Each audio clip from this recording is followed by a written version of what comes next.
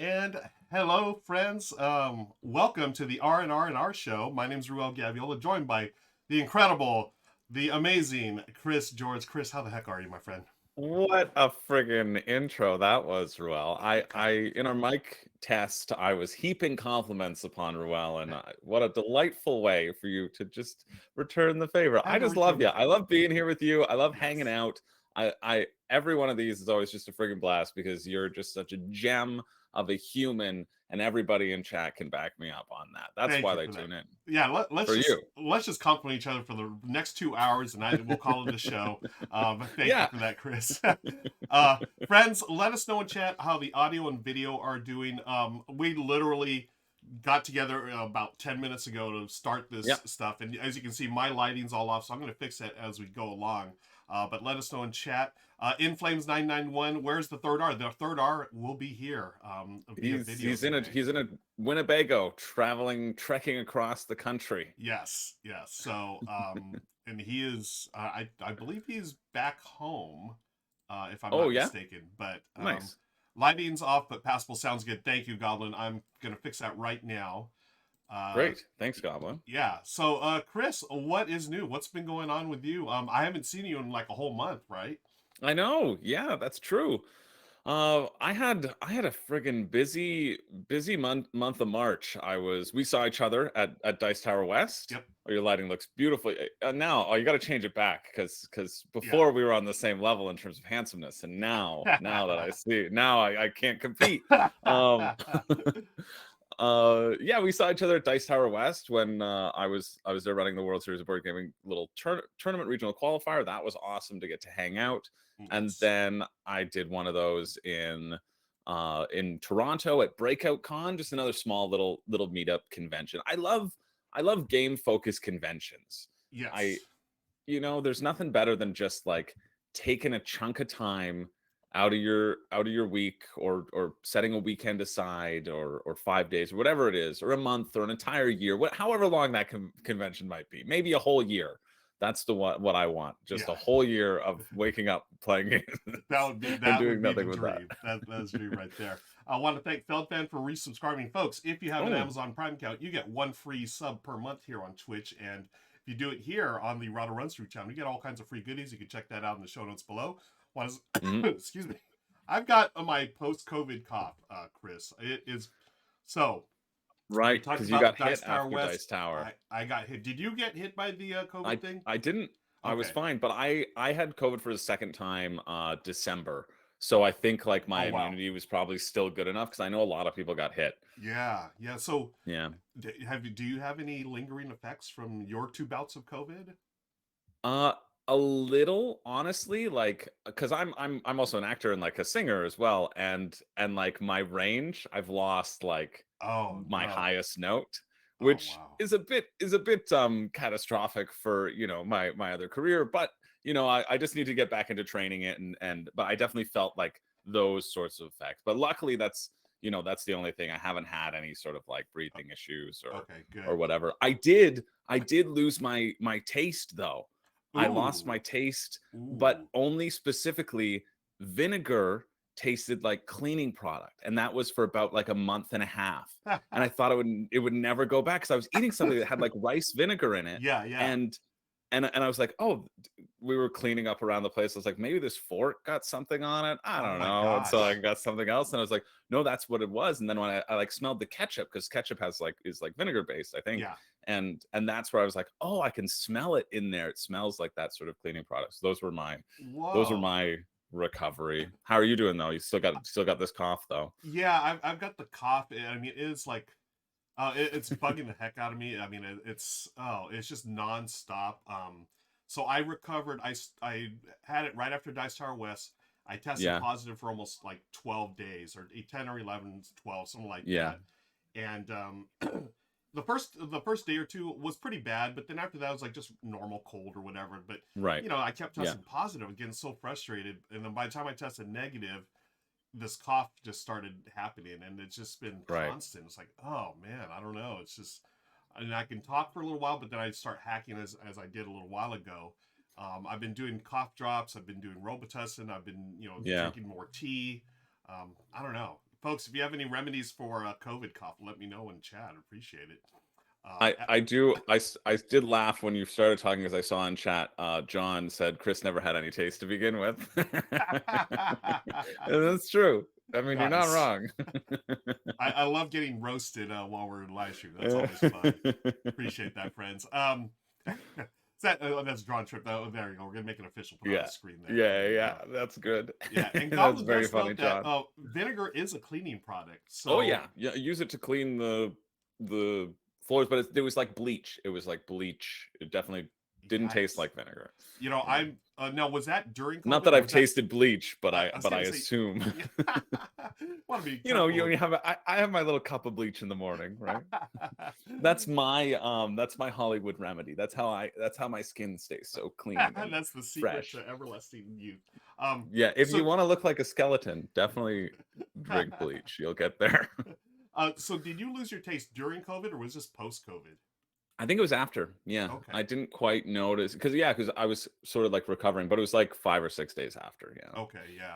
I lost a little bit of my taste during COVID. It wasn't too bad. Like I was like the number one, because I'm a foodie, and for me to lose taste, that would be like, oh my gosh, that'd be like me not being able to play games. It would be tragic of epic proportions. But thankfully, that bypassed me for the most part.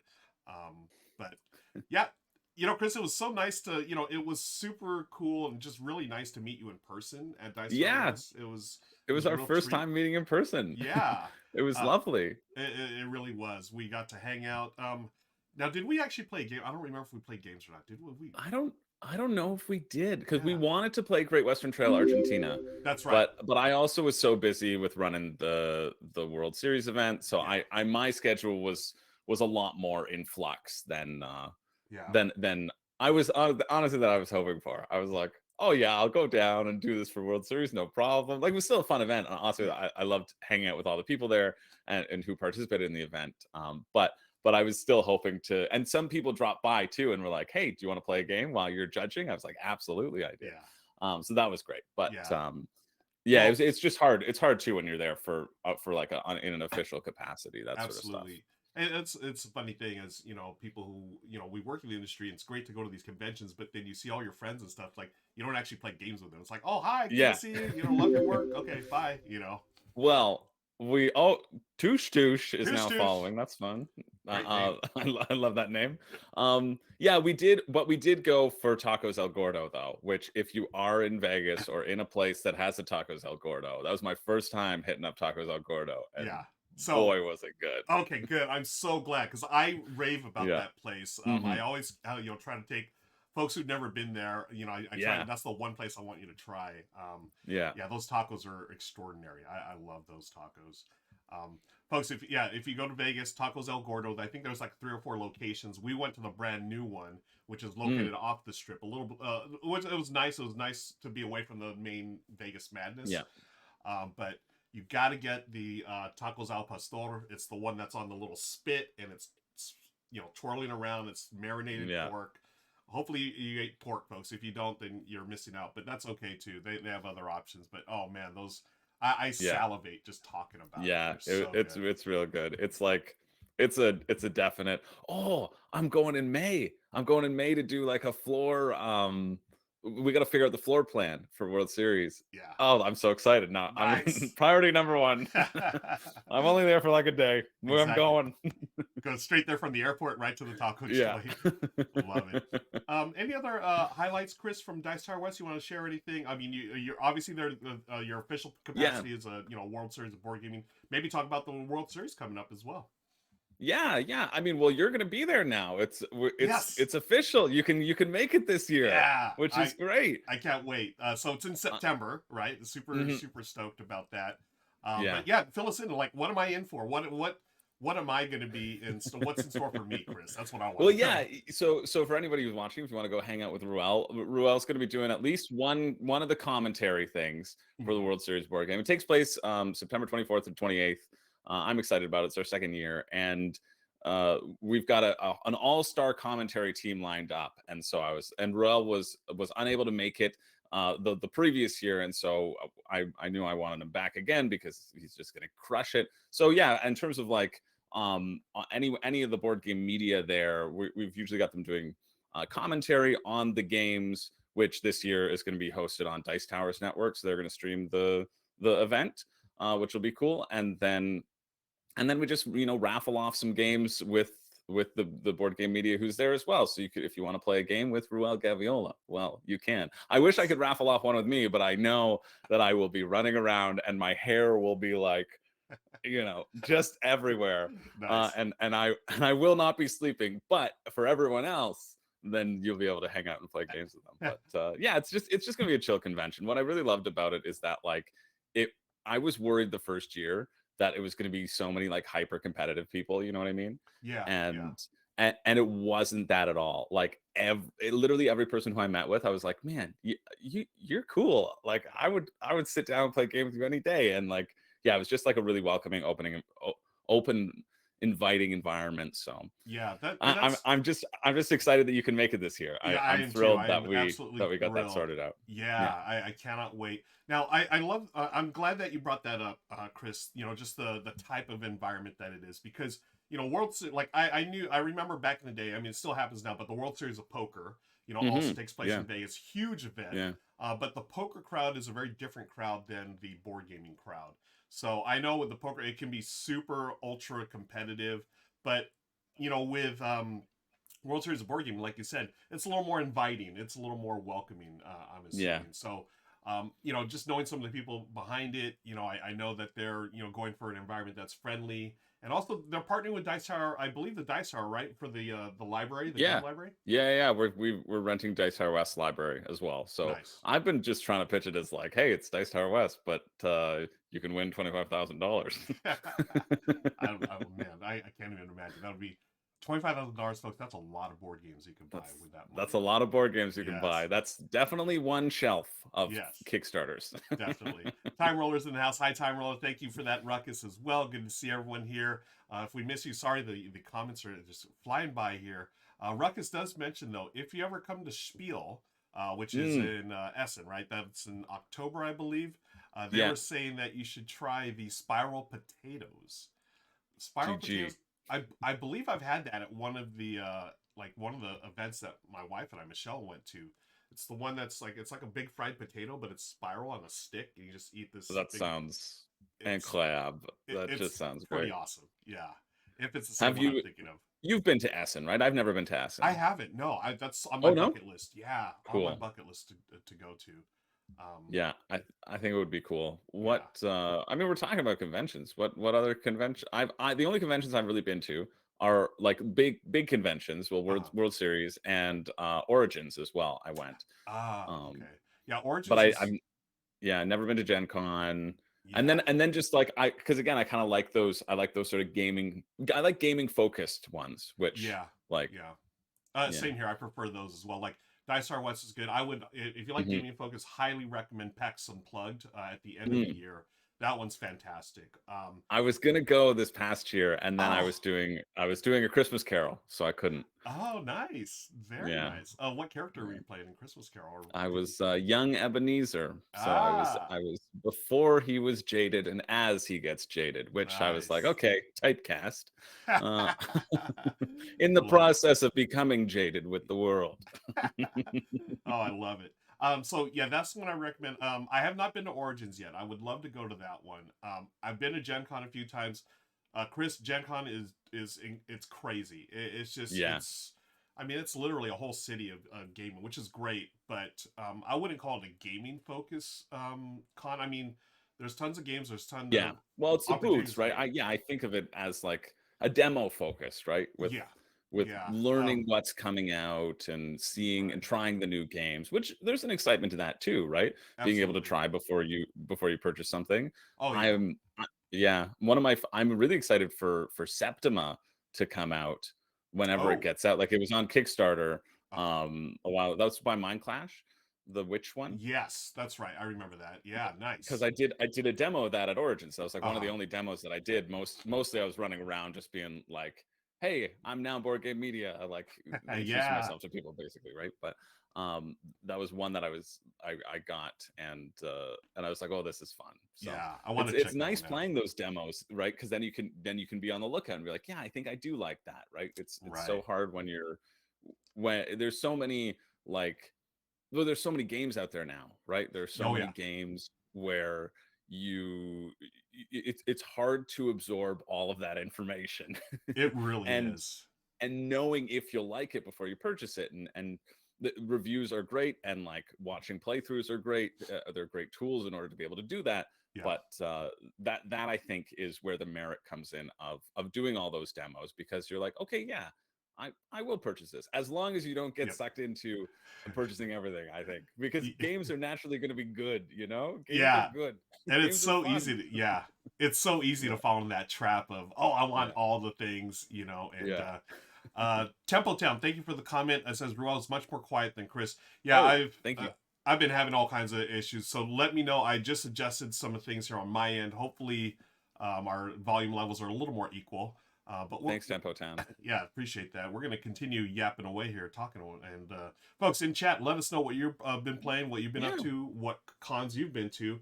and I what will sort say of this games about you've been Gen playing too. Con. Yeah. Yeah, I will say this about Gen Con. I mean, it's one of the things as an industry person, Chris. I mean, it's if I had to pick one to go as an industry Yeah. person, this is the one to Yeah. go to. You know, I've made so many great contacts there. I've actually struck a bunch of deals there. I feel like it's just very conducive to doing business there. I mean, you have all the Yeah. publishers there, so and there's always events and mixers and all that stuff.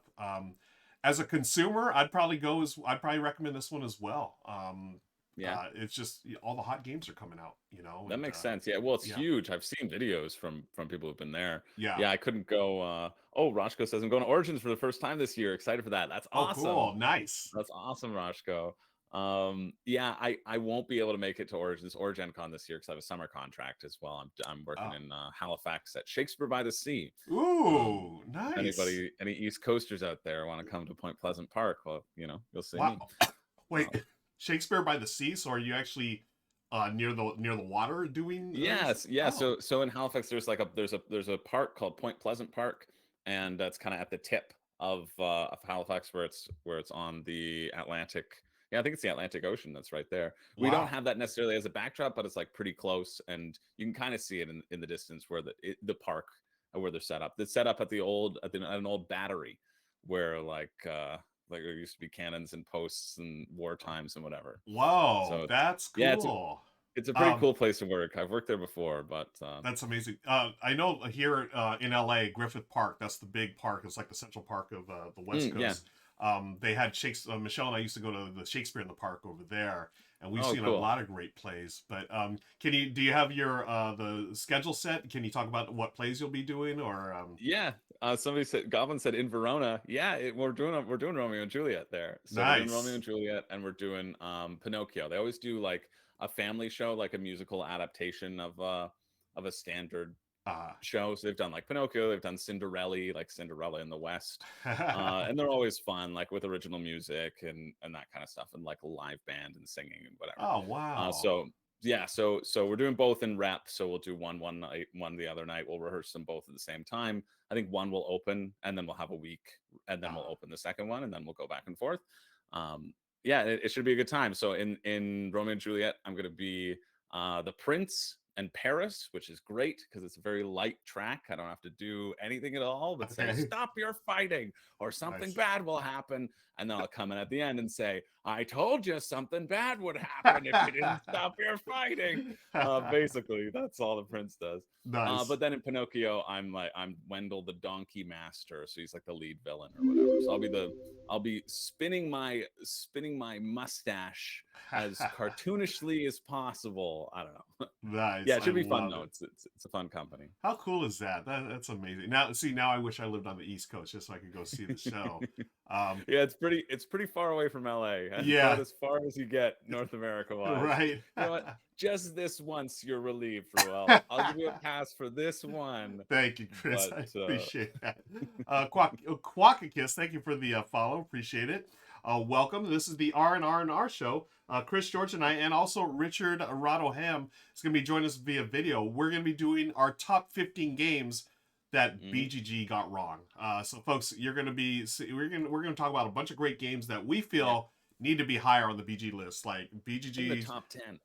top All 10 games 15 for of them. sure. Yeah, and this is the definitive list, folks, from all three of us here. But Yep. You're here in the pre-show, and we're just hanging out, Yeah. chatting. Um, we've got a couple of things too. We've got so people here, they spend channel points, they get to redeem things. I'm gonna. I hope I'm not putting you on the spot, Chris, but I'm gonna put you on the spot anyways. Put We me on have the a thing spot. called Trivial Pursuits, where we ask our hosts some to share some trivia about themselves. Normally, Richard and I, we spin a wheel and it's one of us, or we do general trivia. But you know, you've been on the R&R show a couple of times. We would like to know a little bit more about you, Chris. If you don't mind sharing a fun fact or a story or an anecdote or Shakespeare, I don't know. Yeah, I mean, yeah, I don't mind sharing. Is there any sort of there's no sort of structure. I just go with random facts. Yeah, random facts. So Richard and I just talked about our lives, past stuff that former jobs we've held, or some cool run-ins with whoever, celebrities or not, or just gaming related things. It's up to you. So Yeah. Goblin's Well, we're asking talking your about the credit card number. Maybe you want to share that or Oh your yeah, PIN yeah, number. absolutely. My social security number. Here's a cute little trivia. It's all ones. It's 111111111. It's There you go, amazing. folks. Like actually, uh, my equity number. I can share my equity number. My equity number is 33303. It's so easy. It's so easy to. That's for the actors' equity. That's for there you go, folks. Run with it. Do what you can do with that. I don't know. Sharing is caring, John says. But you know what I will say. This is something that my patrons over on my own like sort of Discord they like to post memes about. I will share this as a little trivia fact. Did you know, Ruel, that I'm a child TV star? I was a children's TV star. wait, what? Chris, tell me all about your child acting career. Oh my gosh, this is Well, so I cool. wasn't. I acted for the children as an adult and not as a child. Although I Oh, did act okay. as a child. But Okay. so I was on this TV show, CBC show. It was that's Canadian Broadcasting Company. It's a network in Canada. Called the Mobleys, and it used to be called the Omies, and it originated from the stateside, and it was a show all about getting kids up and moving, like yoga Om. That's where the Omies came from. And then people were Oh, like, okay. nobody knows that. Well, let's change it to the Mobleys because at least kind of like it's mobile. Yeah, Roscoe's shouting the Mobleys. Roscoe knows. Nice. Um, uh, oh, Ruckus says you have a boat or work door to door vacuum salesman. I My was. buddy actually did almost get into working from door to door salesman, and they didn't Oh. tell him that's what they'd be doing. And then he showed up at the job, and they like were so like abrasive, and they just like stuck their foot in the door and like, we're gonna take a look at your water heater, and just kind of like barged into people's homes. He's like, this is the most sketch thing ever. Oh my I am gosh. not working here. Goodbye. Luckily, the Mobleys wasn't sketch. Uh, Before we started, so I did 2 seasons of that. I played a giant green grasshopper named Gisbert Grasshopper, and I did like 50 episodes where it's me in a giant green grasshopper suit. I got a red wig, like green antenna, singing and dancing, getting people, kids up and moving. We did like a little cross Canada tour, which was just like malls in Ontario, really. And Wow. but before we even started filming, I got to perform at the White House for the White House Easter egg roll, where technically Ariana Grande opened for us because she was on the bigger stage and we were on the kids stage. And just like how the schedule worked, she finished her set and then we did our set. So I like to say that Ariana Grande opened for us, the Oh Omies, my the gosh. Mobleys. We did like a little thing getting kids up and dancing because White House Easter egg roll. This was in Barack Obama's last term. Yeah. Okay. And so Michelle Obama, this was an initiative by Michelle Obama in terms of like getting people active, right? So that's like how they got involved. Right. So I think they'd been there before, and then they thought it would be a cool thing, and it was to bring like the cast down before we started filming. So that was a really cool experience. I am Um, so blown away right now. I had no idea we've been hanging out with a Mobley all this time, folks. This is amazing. This is great. Did you? So yeah, I remember Michelle Obama's initiative to it was getting cities more active and stuff. Did you actually get to meet the president and first lady, or? we got to meet Michelle Obama. Yeah, Wow. we were there. She just kind of swung by. It wasn't like anything of significance, right? Yeah, She yeah. was she was doing the rounds as everybody was enjoying the Easter egg roll. But it was Wow. still, yeah, it was still pretty cool. Like yeah, How, we were on. on White House grounds, and Yeah. it's a really cool event. I don't know if it still happens, but I assume it does. Wow. I'm Um, sure the security was pretty crazy out there to yeah, do that. yeah. Yeah. It wasn't too bad, like from an outside point of view, but like that there's security everywhere, right? Yeah. Like, and so Michelle Obama would be walking, or Barack Obama would be walking, and they'd just be like surrounded by people, so they didn't get swarmed and whatever. Right. Right. Um, How long did you? How long were you Mobley? Was this just a season, or how's that work? yeah. So we did 2 seasons. So we did 30 episodes in the first season, and we did 20 episodes in the second season. So that was 2014 to like 2016, and then we actually got nominated for like a Juno Award for our kids album. Wow. Because we put out a kids album, and so the Junos are like the Canadian Grammys.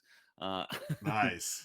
and so yeah, so we were nominated for that, which was cool. And so we went to where the Junos were, and we did a little performance, and then we looked around at all the signs that were up, because CBC was broadcasting the Junos, and that's what our show was on. And we're like, whoa, look at all these signs for all these CBC shows that are going on. Uh where's our sign? Because we're the only thing from CBC that's actually nominated. So I feel like they would probably put up one of our signs. No, oh no, oh, we're canceled. Is that how we're gonna? Oh Okay, no. good to know. We're not getting to season 3. That was like, I was like, all right, noted, great. Okay. I'll enjoy this like last performance as the Mobleys. Um, Ouch, Oh, as our don't do it. friends in Adam chat. says Oh my god. his friend was a Mobley. She was in purple. Dash a dog. That would be Michelle Bowie if that's your friend. Oh Don't do it, wow.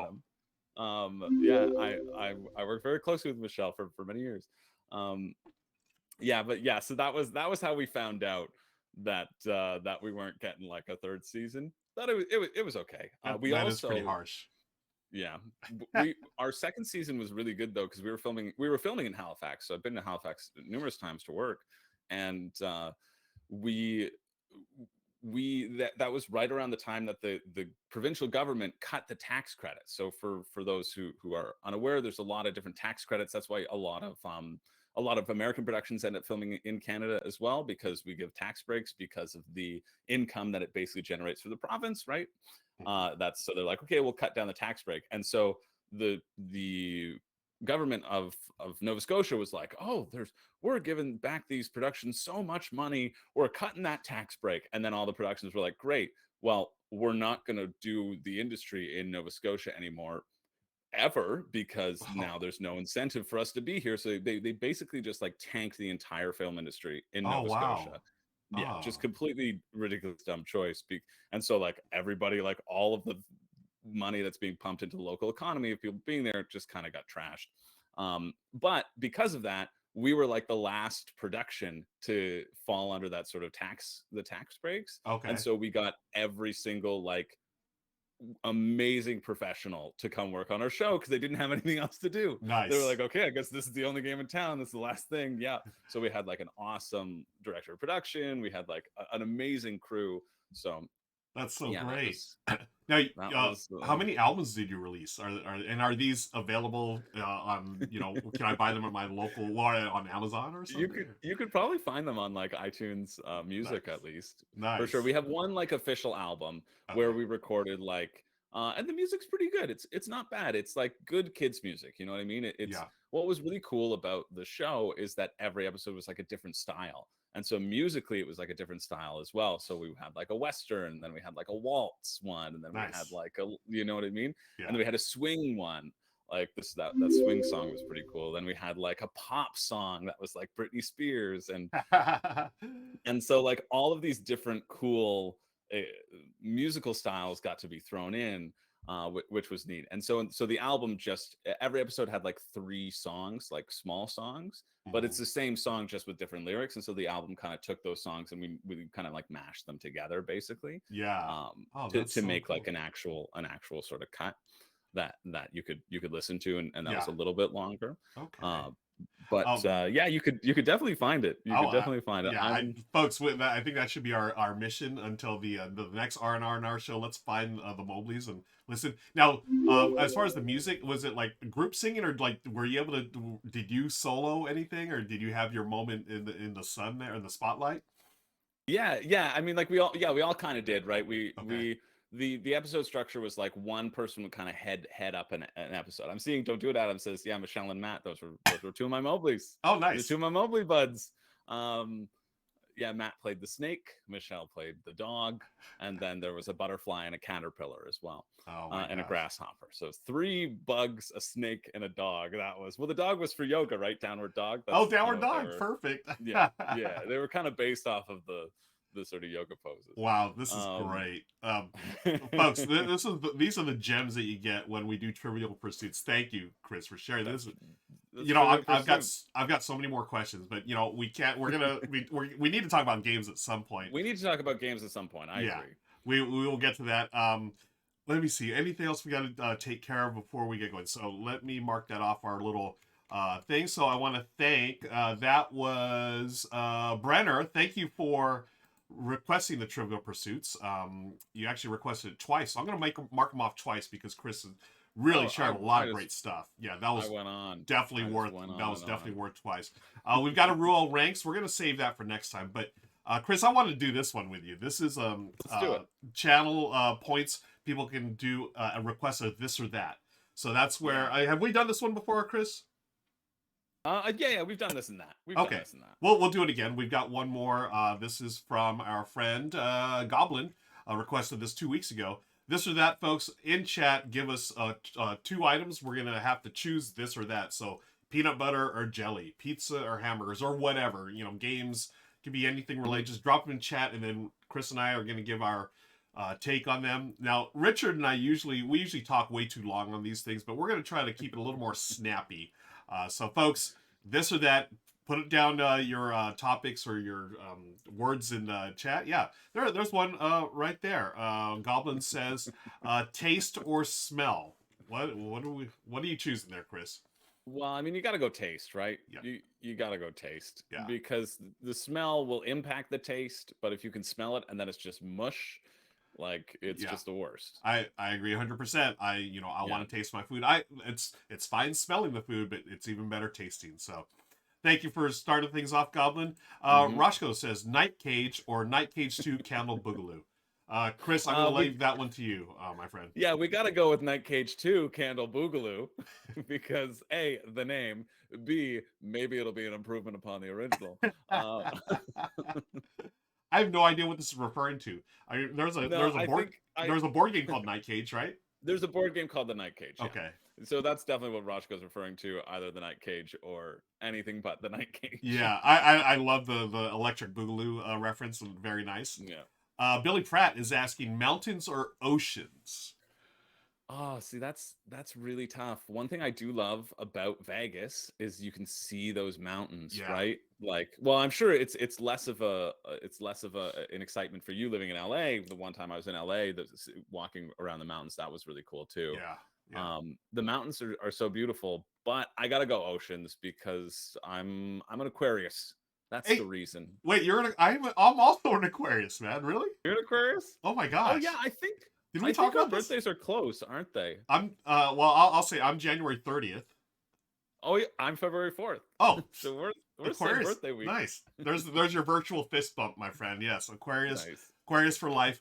I'm going oceans as well. I mean, I'm a Southern California guy. I grew up near the ocean somewhat, but I've always just enjoyed the beaches more.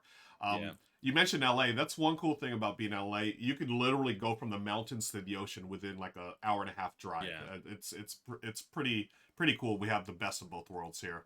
Mm-hmm. This is a tough one from Don't Do It Adam. Says Gloomhaven or Monopoly.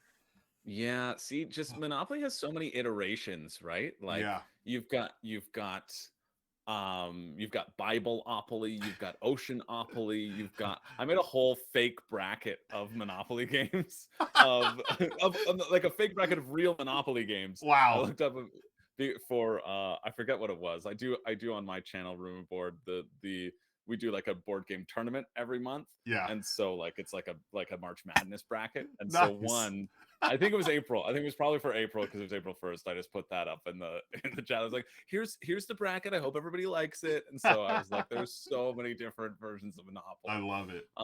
So we got to go Monopoly, right? We got to go. There's so many versions. means more replay value than something like Gloomhaven. Yeah. So Now, I probably will say Monopoly. this: they take about the same amount of time to play through, so there's that. They do, yeah, that is true. Yeah, same length of Goblins time. asking, Goblin asks, skydive or scuba dive?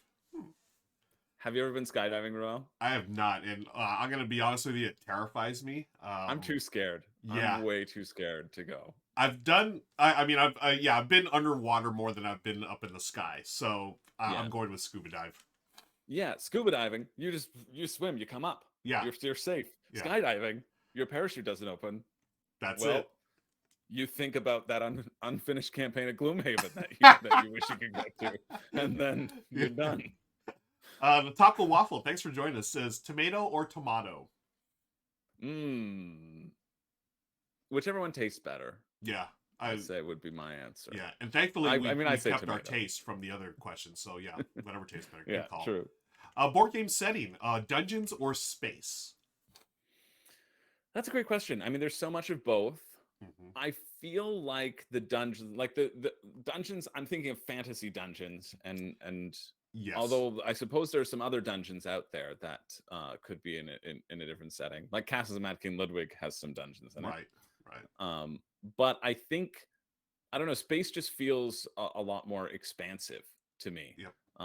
Right, like not just in terms of the pun of it, like just continually expanding, but the fact that there are so many different worlds and so many different, it feels like there's more creativity that could be had in space. And so I could therefore see more variability, and that's what would lean me towards space. Agreed. Yeah, I'm the same way. I'm more of a space guy, a sci-fi guy to begin with, but again, it's just that, to boldly go where no one's gone before. That's space, folks.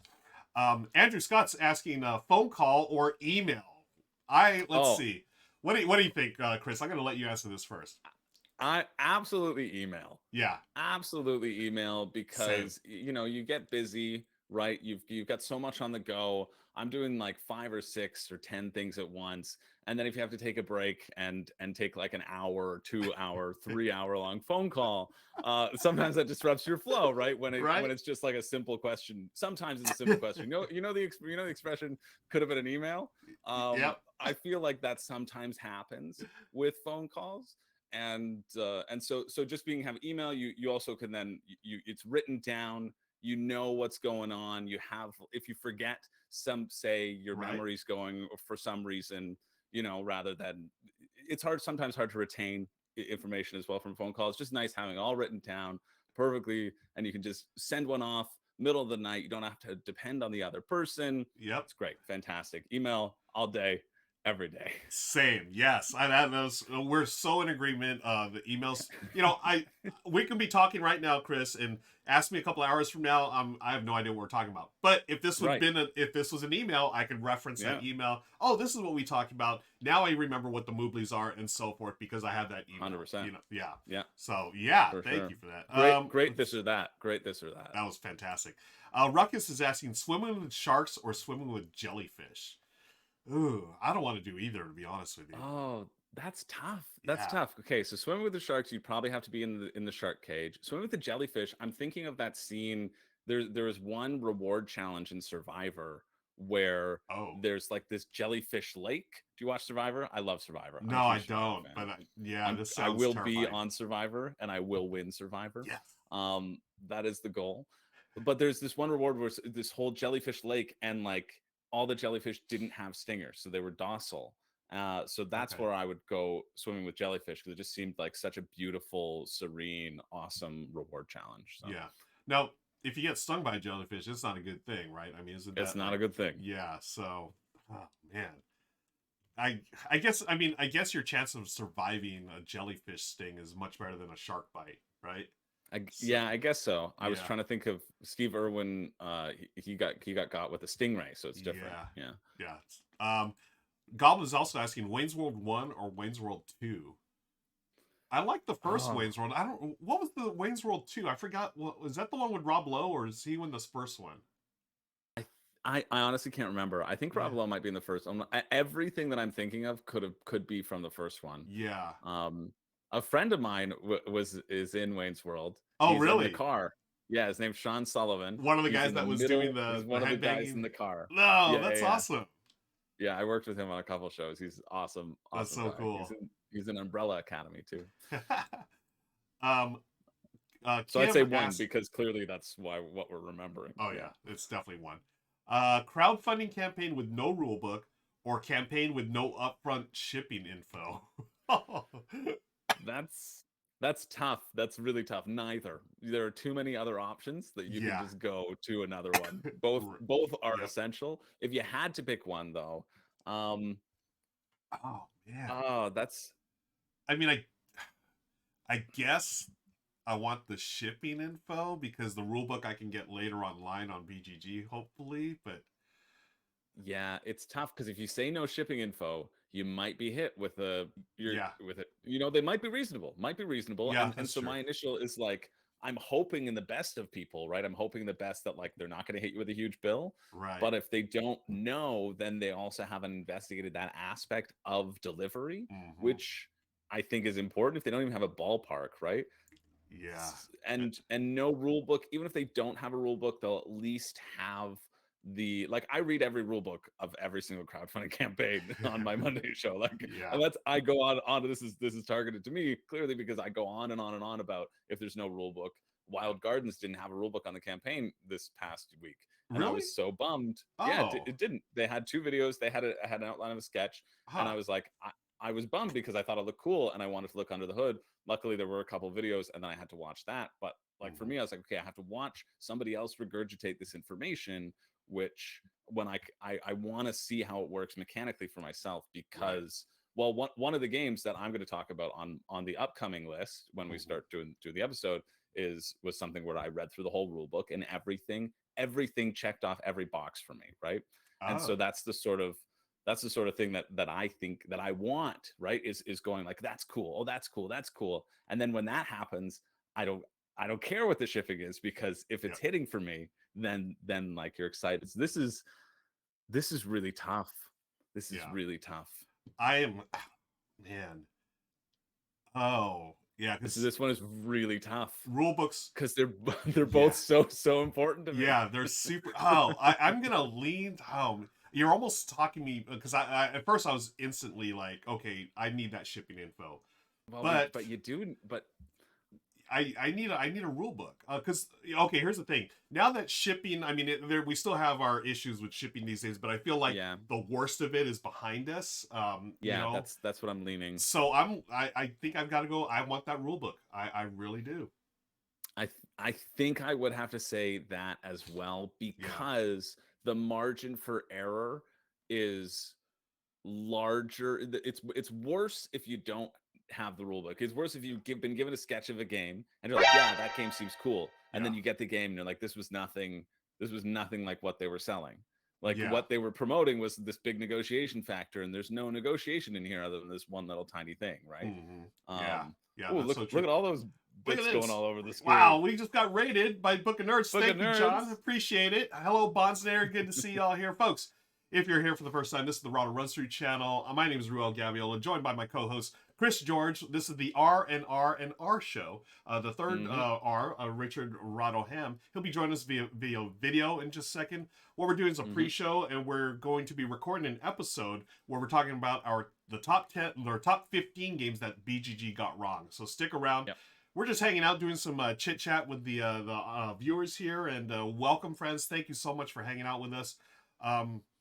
I just lost my train of thought. Oh, we were talking about Yeah. do you want shipping Ruckus, info or do you want a rule book? And we're saying we want the rule book. yeah. Yeah. Ruckus makes a good point. Like I definitely want the shipping info. If I know enough about the game to consider backing, I don't need the rule book. And I get that mentality of it, Yeah. right? Like that's also if the sketch is clearly laid out, then it's great.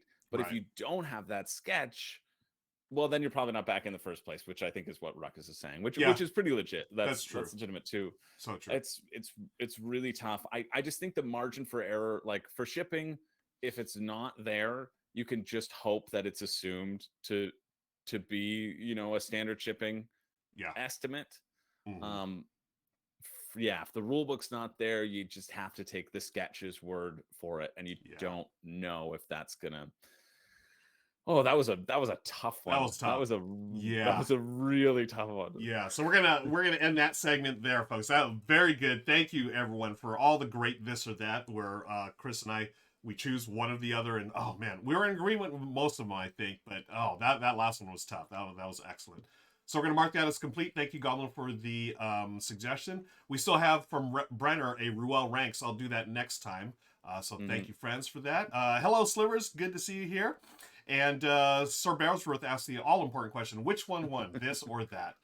I would say this one. I think this one. Yeah, Okay, I think yeah. this one. Thank you, Goblin sir. says something too. Yeah, I was disappointed by Ascension because of that. The back of the box made it sound like magic, but it's nothing like that, right? When you Oh, get yeah. when you get that sketch, right? Because Mhm, you and backs of the box do this. It's really hard to distill the feeling of a game in just like a few sentences, mhm. but when you get that sketch of it and then it doesn't deliver on that promise, that's gonna really impact. You might as well have not even purchased it, right?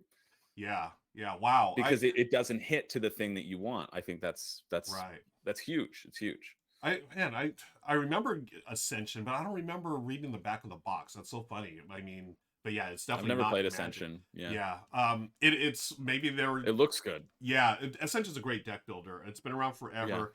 I think they were trying to sell it as far as like one of the designers was an ex Magic the Gathering, professional player. Mm, So maybe that could have been right. part of the selling point. But yeah, okay, cool. Ben Olstein's here. Hi Ben, good to see you here. We're gonna be getting ready to record our the top 15 games that BGG got wrong. I want to do a little setup. So, folks who've been here since the get-go, you know that things were a little frazzled at the start. So I want to make sure all this stuff is good to go. Chris, what else is new? What else can we chat about here while I'm doing the Well, I'm just technical things? thinking about the games that I've been playing. I've been mostly playing stuff that's like related to coverage responsibilities that I've had to play. Hmm. Although got a few games of Earth in, which was cool, and I Ooh, how'd you wasn't like really that? covering that. I quite enjoyed it. My Same. first initial play, I played it over on Quackalope's channel, I think, Uh-huh. and so like first initial play, I feel like his energy of like this is the best really got in me. I was like, you're right, of course it is. And then this like the second and third, I've now like kind of calmed down a bit on it. I still think it's really good, Yeah. but I think there's a I'm my whole I try to be very aware of like being restrained and not hyping things up Yeah. like too much. And so trying to look at like, okay, if everybody's talking about how good this thing is, who are the people who won't enjoy this, right? Right. That's what I try to get. And I still think it's really good. I still think it's really accessible. I'm Okay. excited to bring it home and play it with my parents because my mom got it for me. Oh, okay.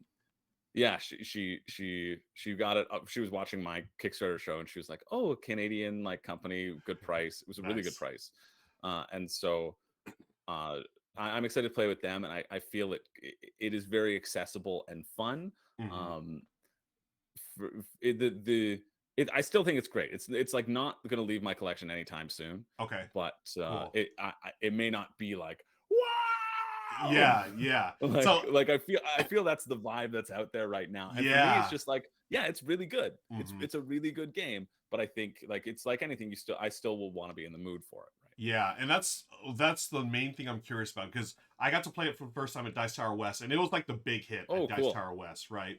And Just recently? yeah, that was my Oh, first time cool. playing with Yeah, Richard, and I loved it. I was yeah, absolutely fired up. I was like, yeah, I can see why the hype, and it's definitely yeah, already it shot up to my top 3 games of the year so far yeah, easily. yeah, But I need to get those additional plays now. Like you, it's like okay, now that the initial excitement's over, yeah. does it have staying power? Is it as good I as? think it does. I think Okay, it absolutely does. Yeah, that's good to I don't know. think there's any fear of that. Yeah. For me, it was like the amount of choices that you have Hmm. feels a bit sometimes feels a bit overwhelming. And so if you have people who are like prone to analysis paralysis or prone to trying to like min max everything, I think that's Yeah. where it can really fall. But if you're like, okay, I'm pursuing this strategy, try this. Yep. People who don't love the point salad style games where you just get points for everything as well, like Hmm. everything gets you points, and I like that about it too. And it has Yeah. one of my favorite mechanics in it, the follow mechanic, which I Yes. love and I think keeps everybody engaged, Yep. and I think is great. But I think, yeah, I'm still very excited to play it again. I think Yeah. It's a Yeah. very fun game. Yeah, I've been. But I really want to yeah, play it solo. I feel like these mm, are the type of games I really enjoy solo. But yeah, I'm with you on the two things: the follow mechanic. You know, where everyone you stay engaged during the game. It's not like you take your turn and then you wait for 10 minutes until you can look at your turn again. But yeah, I love the simultaneous play. Really did it for me for that game. You know, we got yeah, to, and it was like, you know, it's not a light game. There's a lot going on. You got to think yeah, about it, but at the same time you're going at the simultaneously to everyone else, so it's not like, you know, there's a lot of downtime, which I always appreciate yeah. in the game. Sir Barrisworth's got a great comment. He says, Mm, Earth hits the sweet spot for me between the quick games of Race for the Galaxy, but doesn't outstay its welcome like Terraforming Mars Ares Expedition kind of yeah. does for me. Yeah, I think that's a great point. Um, you know, I like Ares Expedition, and but like the original Terraform Mars, that's the one I felt like really outstayed its welcome. And as much as I love that Oh game, yeah. it's an all timer for me. You know, I had to get like the Prelude expansion to ramp it up a little quicker. And Right. but yeah, Earth is terrific. So good call Yeah. there, Sir Bearsworth. Okay, um, I think I've got stuff ready to go. Volume levels look okay. Folks in chat, let us know if anything goes haywire. Just, you know, drop one of those little cute stickers in there, and we'll be able to stop the show. Well, we'll just take a break, fix stuff, and then we'll continue. But we're gonna be Chris and I are gonna be doing this, recording a YouTube video, so we're not gonna be responding to chat right away. So, but stick around for the post show. We're gonna do that Mhm. as well. And you know, we could talk about what your games are that you feel like BGG got wrong. So Yeah. let me set all this up. Chris, any final things we need to go through before we No. get started here? No, I think so. I think I'm excited. I'm excited to do this list. I'm excited to do this list. Same. Yeah. Well, I'll talk about it when we start Yeah. filming about what my criteria and all that, so I don't have to Awesome. don't double say it. Yeah. But Okay, cool. Let yeah. me get this ready here. So I'm gonna erase this. So that is gone. I'm gonna use that to do our little numbers. You're gonna kick things off with number 15, is that correct? Yep. Okay, Oh yeah. cool. So Are we doing a little battle royale to finish this off? we As a are. We're setup? gonna, yeah, good call. Thank you. Folks, Battle Yeah. Royale, get ready to duke it out. Let me type that in, Battle Royale. Look Good at luck, look at everybody. that friggin' big somebody embiggened themselves. Yeah. All right. So as we do that, I'm gonna check stuff behind the scenes. Hopefully this works. Oh yeah. They're Okay. coming in. They're ready. Oh, it seems like your chances are going to be really good. I Oh, can't see okay. any names, All right. but there's this is a very exciting battle royale, let me tell you. Yeah. It's Look at that, folks. kind of like Hearthstone Battlegrounds. You set yourself up and then you just watch it happen, baby. Yep. Look at that. And Oh, so see what one you of the can biggies do. got Oh slaughtered. no! Okay. Oh no! Well, that's the problem. You make yourself big, you're going to be a giant target, Yeah. right? There's Oh, looks no like Rado chance. and his little balloons duking it out. He's What? still around. Rado can't win this. Come on, folks. Take Rado Richard can't down. There win you this. go. Let's go. Stabby, Let's stabby. go. Oh. I'll Uh-oh. never. I'm still holding on to my glory that where I almost won the first show I First was time, in. yep. I almost won.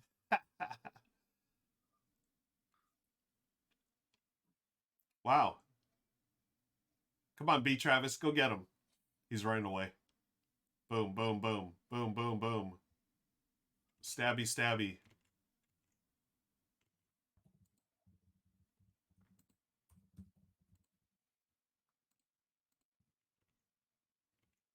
I feel like I might have jumped out there, but now I'm back. Oh, okay. You're good. I think I'm good. And the winner. Oh my That's gosh. good. Folks, Are you kidding me? really?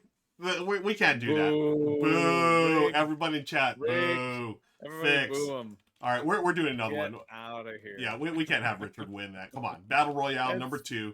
Immediately, yeah, right it's back friggin' to it. rigged. Yeah, totally rigged, Bonds. Yeah, we're yeah. We can't let that happen on this channel. Boom. Here we go. Whenever I'm playing Dutch Blitz, no matter what comes up for the other people and their cards, I just say, "Oh, rigged. Go on, get it. Friggin' rigged."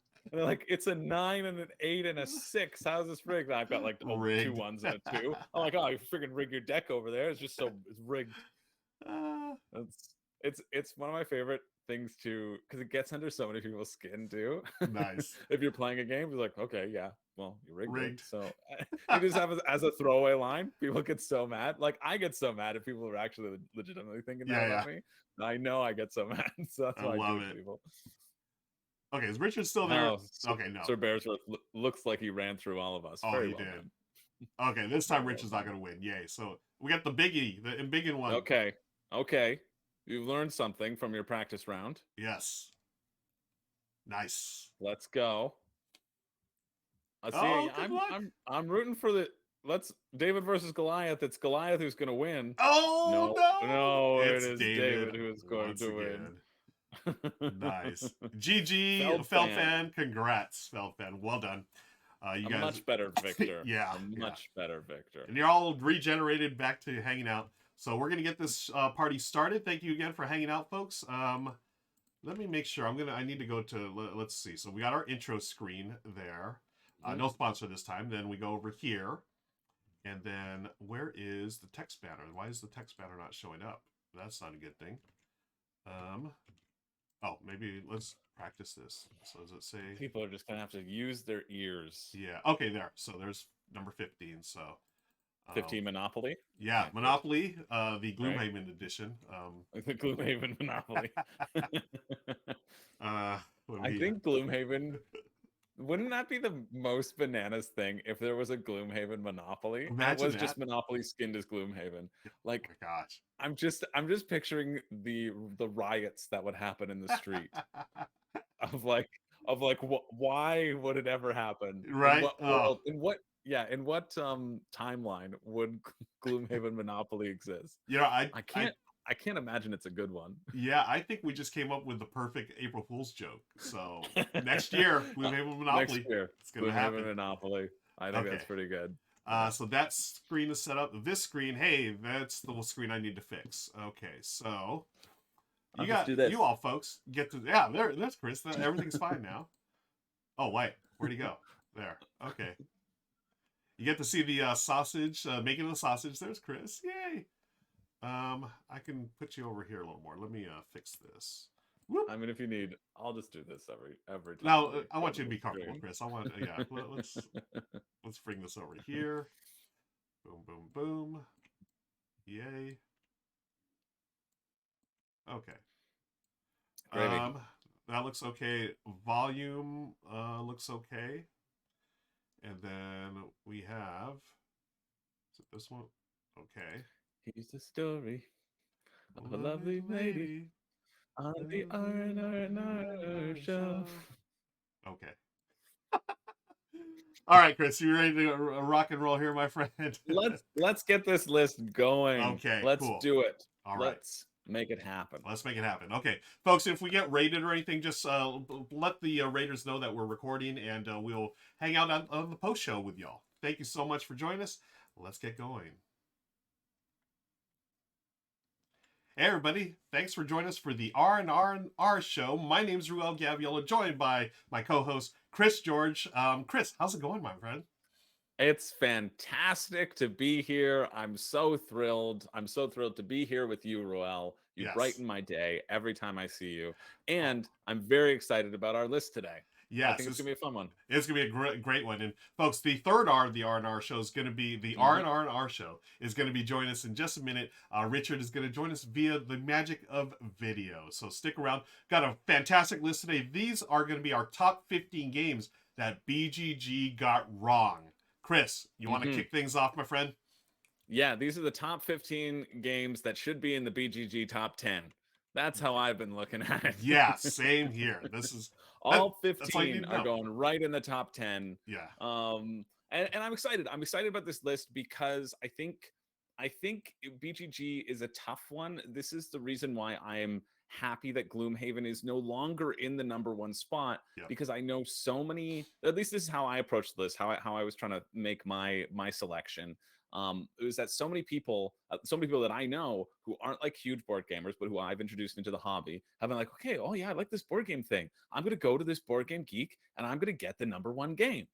And if you do that after progressing from like, oh yeah, here's code names and now here's Gloomhaven, it's just such a wild departure, right? And Yep. I think I also think that in Board Game Geek we kind of know this as board gamers who are interested in the hobby, that the ratings, they tend to skew on the more complex side, right? People Yep. who like complexity really like complexity and then rate it as such. And so for me, I was really trying to capture um games that go over a wide scope of things. Mhm. So like Catan, it's not on my list, but it was an honorable mention. Honestly, I contemplated putting it on the list because of its sort of impact in the hobby, right? Yeah. I think yeah, it had such a huge impact on me personally, Yep. and so that's like the honorable mention almost. Oh I yeah. snuck Yeah. in an extra one. Nice. I love it. That's how we roll here Yeah, on the R&R&R show, folks.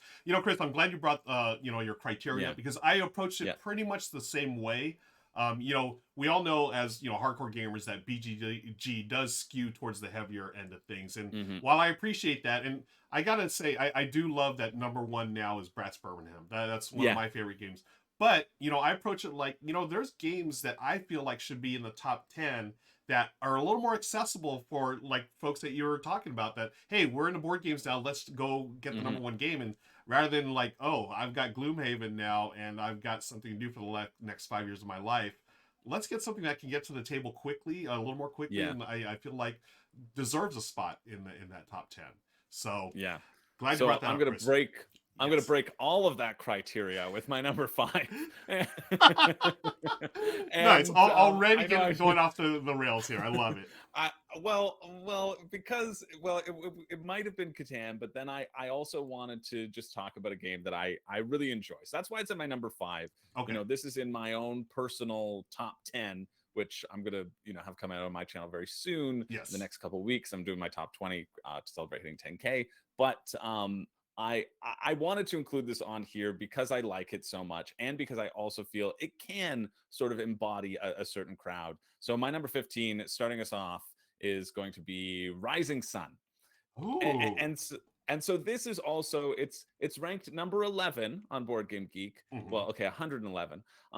But this also made its on to the list because of the topic of what BGG got wrong, and it at least deserves a spot in the top 100. I think it's so Yeah. offensive to me that it isn't in that top 100, and so because of that, I'm shooting it up to the top 10. Nice. Um, So it yeah, talk about yeah, Rising Sun. Like, I've played this a couple of times.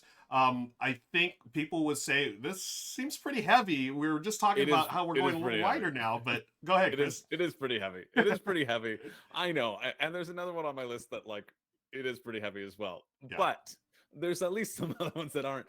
The reason why I think Rising Sun deserves to be a little bit higher and also could be a contender for this sort of top 10 area is because it represents that evolution of the area control genre, right? Yeah. It represents something that the Risk crowd could even sink their teeth into and enjoy.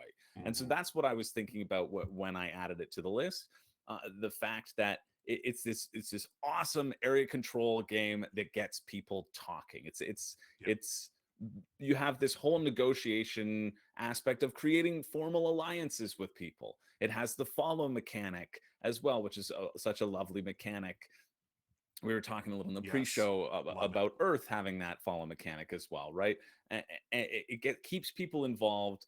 There's so much focus on communication and what I refer to as like above the table interaction Hmm. that I personally seek out in a lot of my games.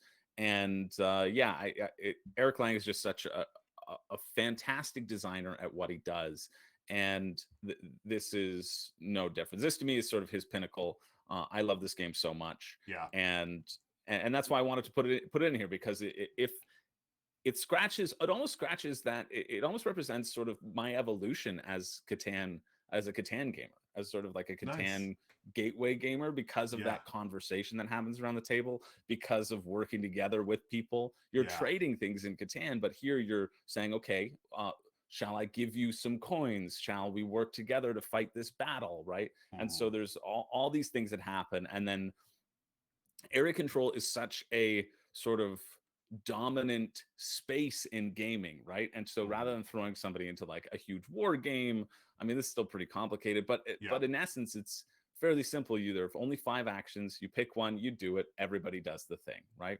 Yep. For strength, it's everybody compares their strength. You count it up. It's there's a lot of things. There's a lot of moving parts, but it's not too complex at its core. So that's why Rising Sun is our number 15.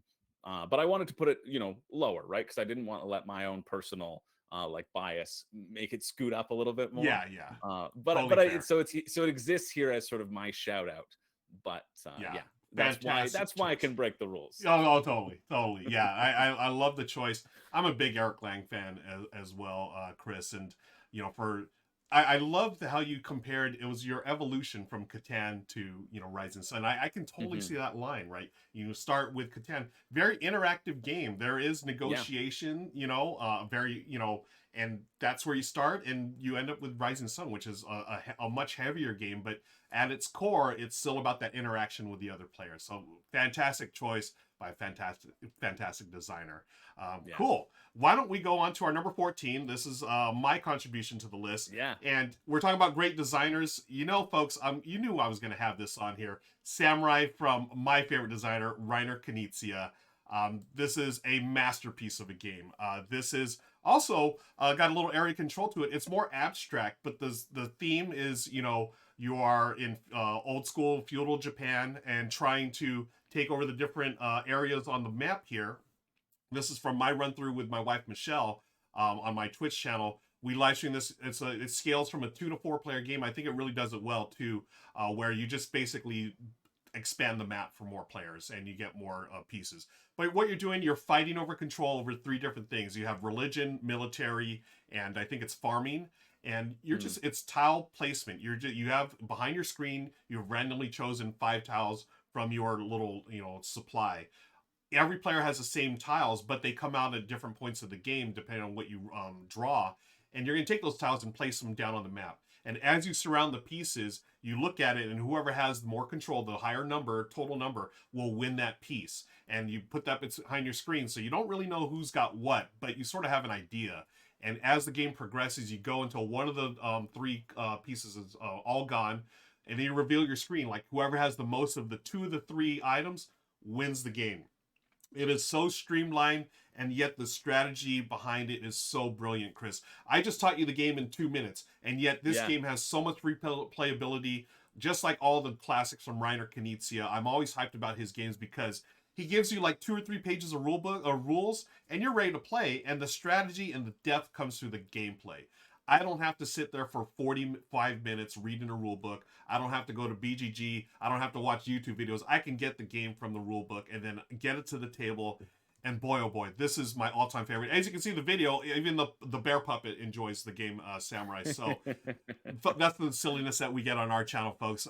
Come in and tune in sometime. But Samurai, absolute brilliant game. I love it to pieces, and that's why it's our number 14 on the list of games that BGG got wrong. This needs to be in the top 10 for me, for sure. So, have you Yeah. played this one, Chris?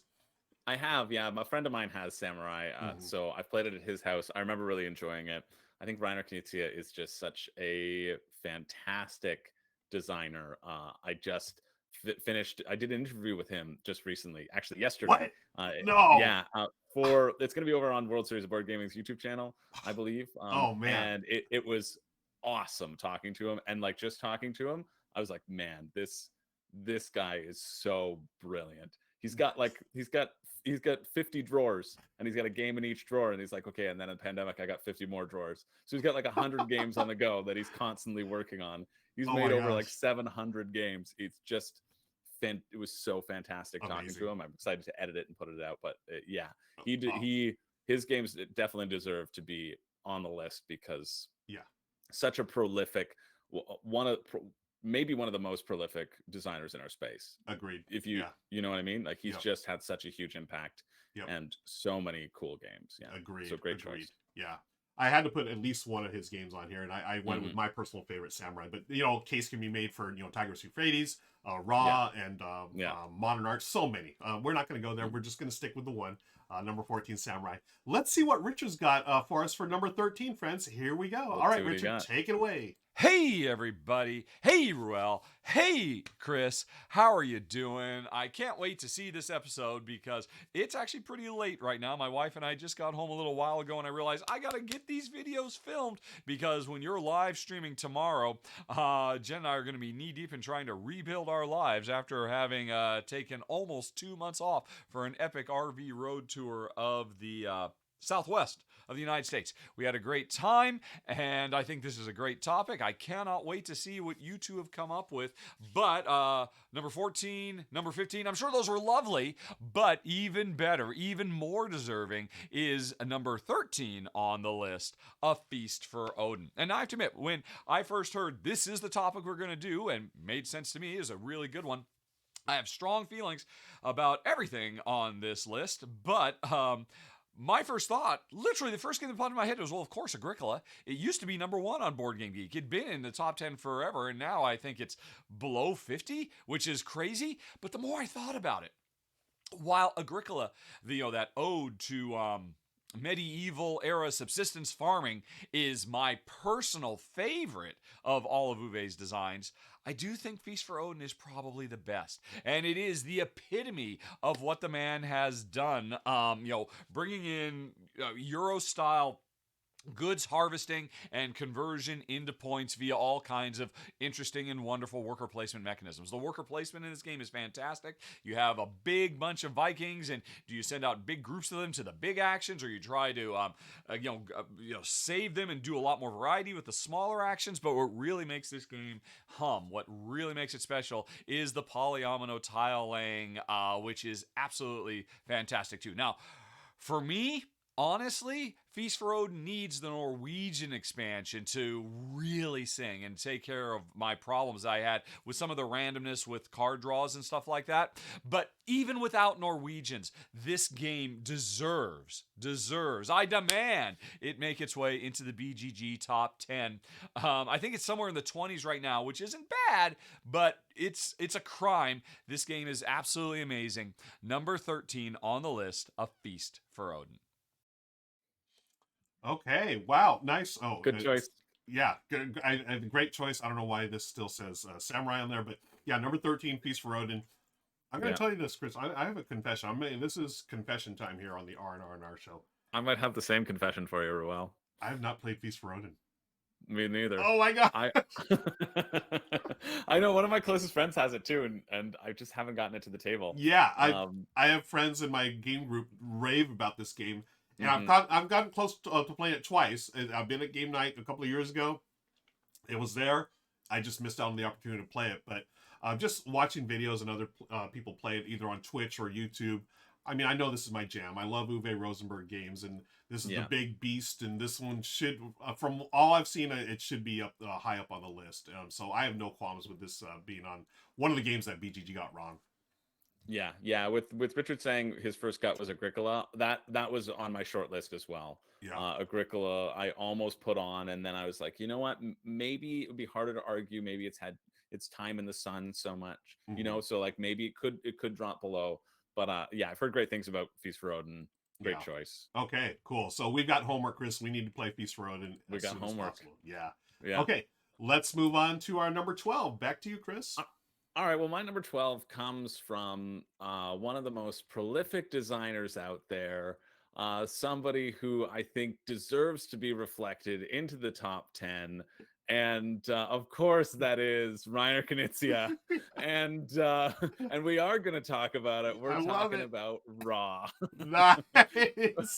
I had to keep a straight face when you were saying that earlier. You're like, well, also Tigris of Euphrates, Modern Art, Raw. I was like, oh, that does sound like it would be a good choice. Oh, that's so perfect. Oh my gosh. That's my pick that's upcoming. Well, tell me, let's talk about why this should be on the list as well, Chris. I totally agree with you, by the way. It's definitely impacted by that interview that I just did with Reiner Knizia. I was like, he has to be represented here. He just has to be. The way he thinks about games is so cool. My respect for him is just shot through the roof. I always knew I liked him because I like mathematics. and he comes from sort of a mathematic background, but he was Yeah. also talking about just, no, I come from like a theme background. And what I absolutely loved about our conversation was him saying that he designs games because he wants them to be accessible. He wants that like 2-page rule book, you know. He Yep. wants it. He doesn't going in the mathematics background. He doesn't want to have to write a huge paper that's only for people who are in the know, right? That's only so complicated that only the most analytical of people can pick it up. Yep. No, he wants to get a game that people can get to the table and focusing on that fun factor. And I love that dichotomy between the two. And so even though my personal favorite of his designs is Tigris and Euphrates, I opted for Raw because I played this the other day and with a couple friends, one who's like not a huge board gamer, one who I play a lot of stuff with, and the one who wasn't a huge board gamer just fell in love with it.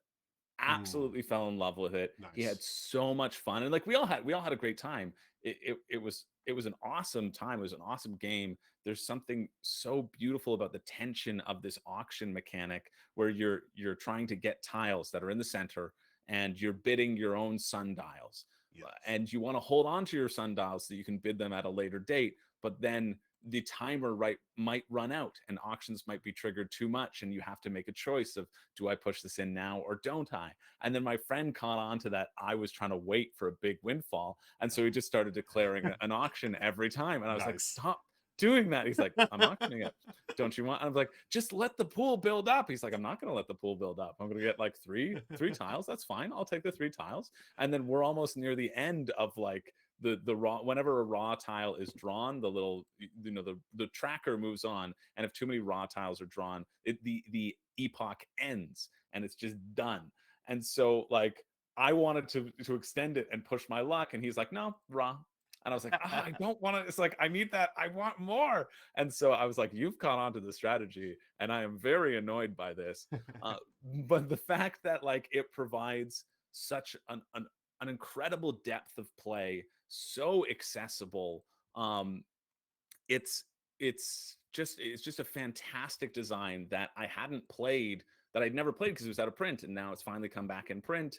I got a copy through working through the World Series of Board Gaming to run some events with it, and it's just like so good that it's shot up there, and so I picked this as my own Reiner Knizia reflection into the top 10, because of how accessible it is and because of that experience that I had with my friend of getting this to the table. I feel like I've just been talking about Raw in a bunch of different avenues for a long time, because it's, for me, it's like it's the new hotness. And I'm just, I think it's so cool, and that's why I picked it over Tigris and Euphrates. Tigris and Euphrates is I love it more than Raw because I feel it's more tactical.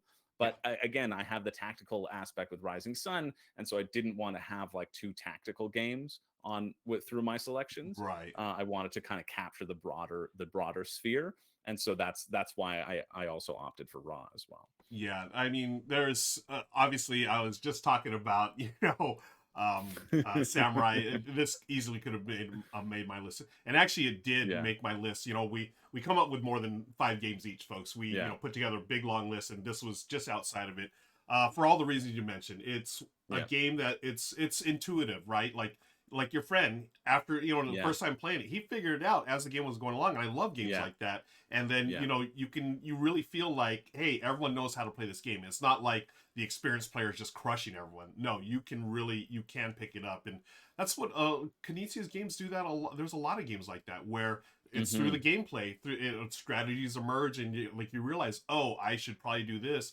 but wait, I can also do this, and there's that tension, like, do I push my luck here, or do I just collect things and call the auction now? Oh, I love this game so much, and oh man, I need to play this more, and I'm looking forward to the new edition that you'd mentioned through 25th Century Games.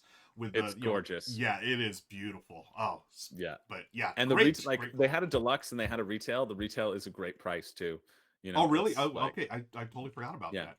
It's like $40 or something like that. That's a bargain for this game. The whole, it's so, like, the cardboard is so chonky and nice. The wood is so nice in it. It's an incredible production. Agreed. All right. Great call. Let's move on to our number 11. Let's This do time it. I'm up to bat, and hey, I'm up to bat because our number 11 is Baseball Highlights 2045.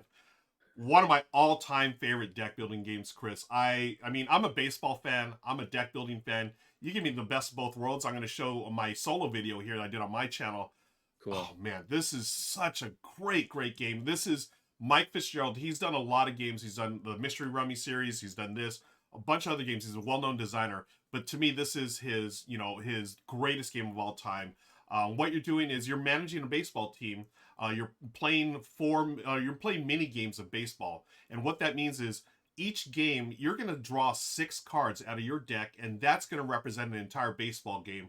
And the way they captured it, it's brilliant. It really does feel like a baseball game, but it also has that deck building. So you have players, and as you play a card, your opponent can play a card against you. So there's a lot of back and forth. Like, hey, I'm going to threaten hitting a single here. Then my opponent plays, nope, you're out automatically. It's like, oh, darn, there goes that. But then I play another card like, hey, I'm going to threaten a single and a home run. Then my opponent maybe can take away one hit, but can't take away the other. Then there's base stealing. There's a pitch. There's so much. They did such a fantastic job of capturing the spirit of baseball. And the best thing, Chris, about this is that, I don't know why this video, my video, I do all kinds of wacky things like drink water on the screen. The best thing about this game, Chris, is that even if you're not a fan of baseball, you can still enjoy this game. One of my best gaming buddies, Daryl, is not a baseball fan.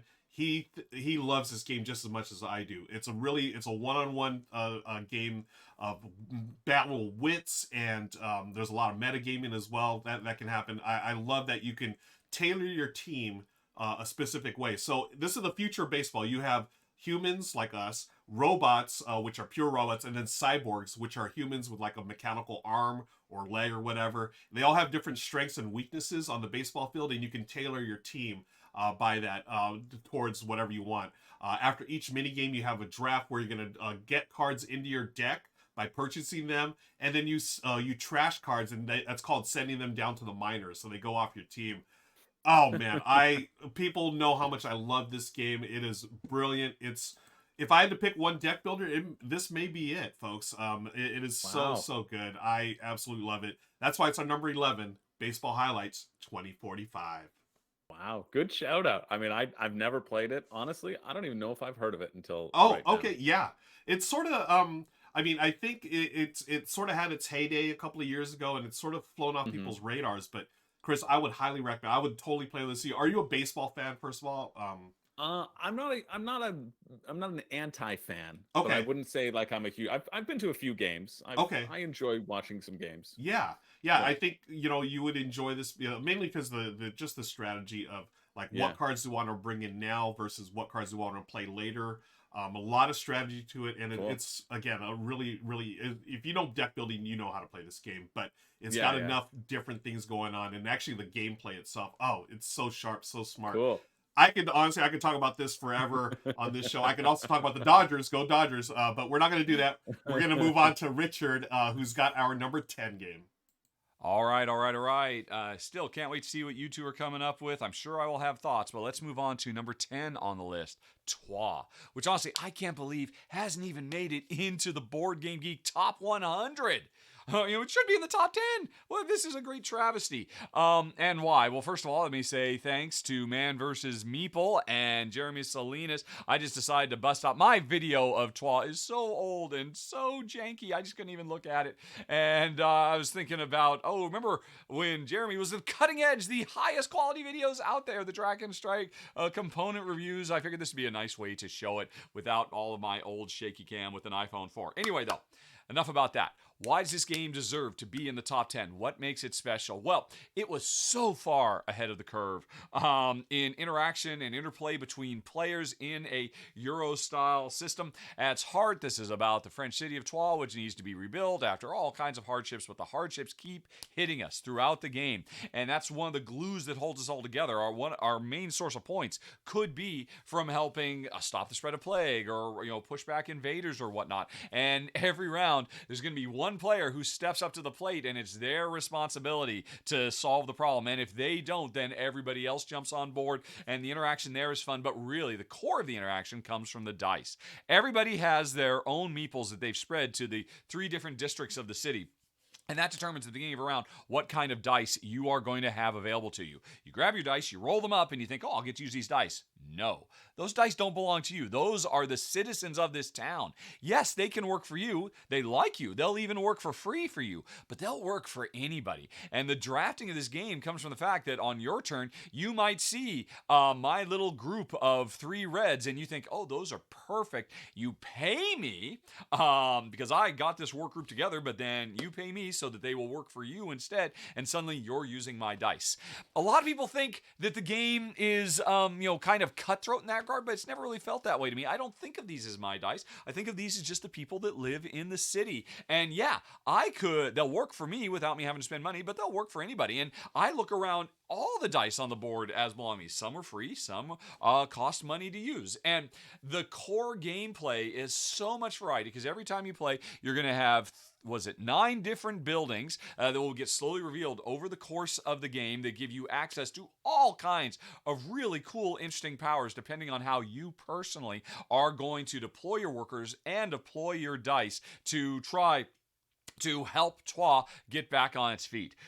This game's design is so brilliant from Pearl Games, which is sadly no longer with us. Hopefully, Dujardin, Orban, and Georges will get back together. But yeah, this game is such a huge milestone. It brings so many cool, interesting design features, and to date, it really has not been eclipsed by any game. And there have been plenty of other games that have tried to do its unique blend of workers and dice drafting. I absolutely love it, but more than that, I think it deserves a place in the top 10 of Board Game Geek. Troyes. Yeah, I figured this was going to be on the list. I think it's a brilliant game, and I know how much Richard enjoyed this game. So no surprise here. Troyes, fantastic dice placement, dice worker placement game. Chris, any experience with this one? No, I've only seen the cover, and for me, I'm like, I know I will like this game from the cover, and that's a weird thing to say because it's not an enticing cover whatsoever. Not at all. But I'm like, oh yeah, I know what type of game this is gonna be, and I know that I'm gonna love it when I get it when I eventually play. Nice. Yeah, it does have that old school, like, this is a Euro game, this is a Euro. That's what it's telling me. And I'm like, yes, I like Euros. Please give me more. Nice. Yeah, I think it's brilliant. I know it has a solo mode. I have not, and I love solo games, so I need to, I need to bring my copy out of storage here and play, but I've always loved it, multiplayer. I think it's just so good. I know you're going to like it. I mean, just based on the cover, of course, but yeah, the gameplay, super sharp. But yeah, let's move on. Let's continue. Chris, you've got the next one on the list. All right, our number 9, collective number 9. This one also breaks all my rules, but this is the last time I'm breaking all my rules, I swear. And I'm only breaking these rules because I think this design is just so cool. It's so exciting to me. It's by a publisher that does these sort of chunky, complex games really well. And I think this deserves to be in the top 10 because it has so much crunch to it in a way that I feel should be satisfying to anybody looking for that meaty, crunchy game, right? It takes place in time, at many different places in time. And sometimes that time is fractured. This is Anachrony as our number 9. Nice. I absolutely, I'm blown away by this game every time I play it. I think it's so slick. I love the worker placement aspect to it. I love that you have to get these additional things to go out onto the main board. I love that you have variable worker powers that you can put out. Your mechanics do something a little bit better than your recruiting firm does, and your geniuses can do anything and they get the bonus in anywhere. And the fact you're building up your own little sideboard of worker spots that are only for you, and chaining your engine together with variable player powers with the loan mechanic. This is one of the only 2 games that I feel employs the loan mechanic in a way that I find interesting. The other game being in the top 10, number 1, Brass Birmingham. And so I just think this design is absolutely elegant. And I love having a game where, even as somebody who, I like complex games, I like crunchy Euros, I feel like I haven't even scratched the surface of understanding. I mean, like of truly understanding deep decision making spaces in this game, because it's just everything just works so well together. I've only played base game as well. I Mhm. have a larger edition with some different modules, and I haven't found the need to play with them yet, because the base game has just been so satisfying to me. So yeah, Anachrony. I debated, because I'm like, okay, well, this is very complex. This is my mind clash, and they do complex games. So I am breaking my sort of rules, but I feel this kind of hits in that same realm of, I think Terraforming Mars deserves to be in the top 10, right? Like I Mhm. think that is like a wonderful representation of board gaming in terms of like what board gaming can accomplish. Similar, Mhm. honestly, similar to Arc Nova, but I would say Terraforming Mars more in terms of what it's like kind of established. Mhm. And I feel Anachrony also has that potential in it. And Yeah. so that's the reason why I decided to break all my rules, because I just think the design is just so exciting. It's elegant in a way that is this constant swirl. I feel like I'm swirling when I'm thinking about the inner Nice. workings of it, and Nice. that just makes me excited. So Yeah. that's Great. why Oh, it's in there. I need to experience this swirling, because as much as I love sci-fi games, and this totally falls in my wheelhouse. I have not played this, Chris, and it's killing me because Oh, we'll play everyone it. knows that this would be my jam. I just feel like it would Yeah, be.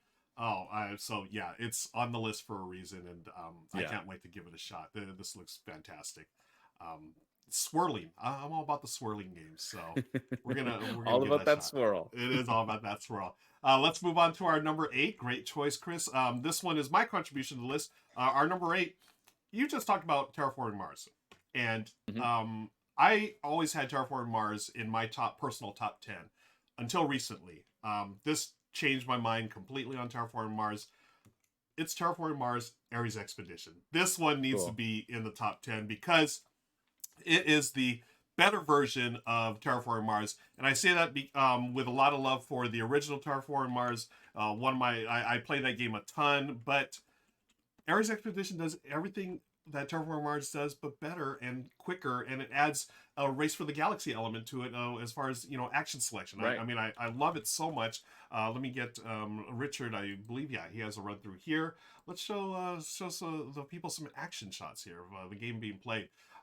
Board is smaller. The it's still if you don't have the deluxe edition, it still has that problem. The cubes getting knocked over, but you could use a little it's the silly putty stuff, the stuff that Richard recommends, where you can stick the cubes on there, which is fine.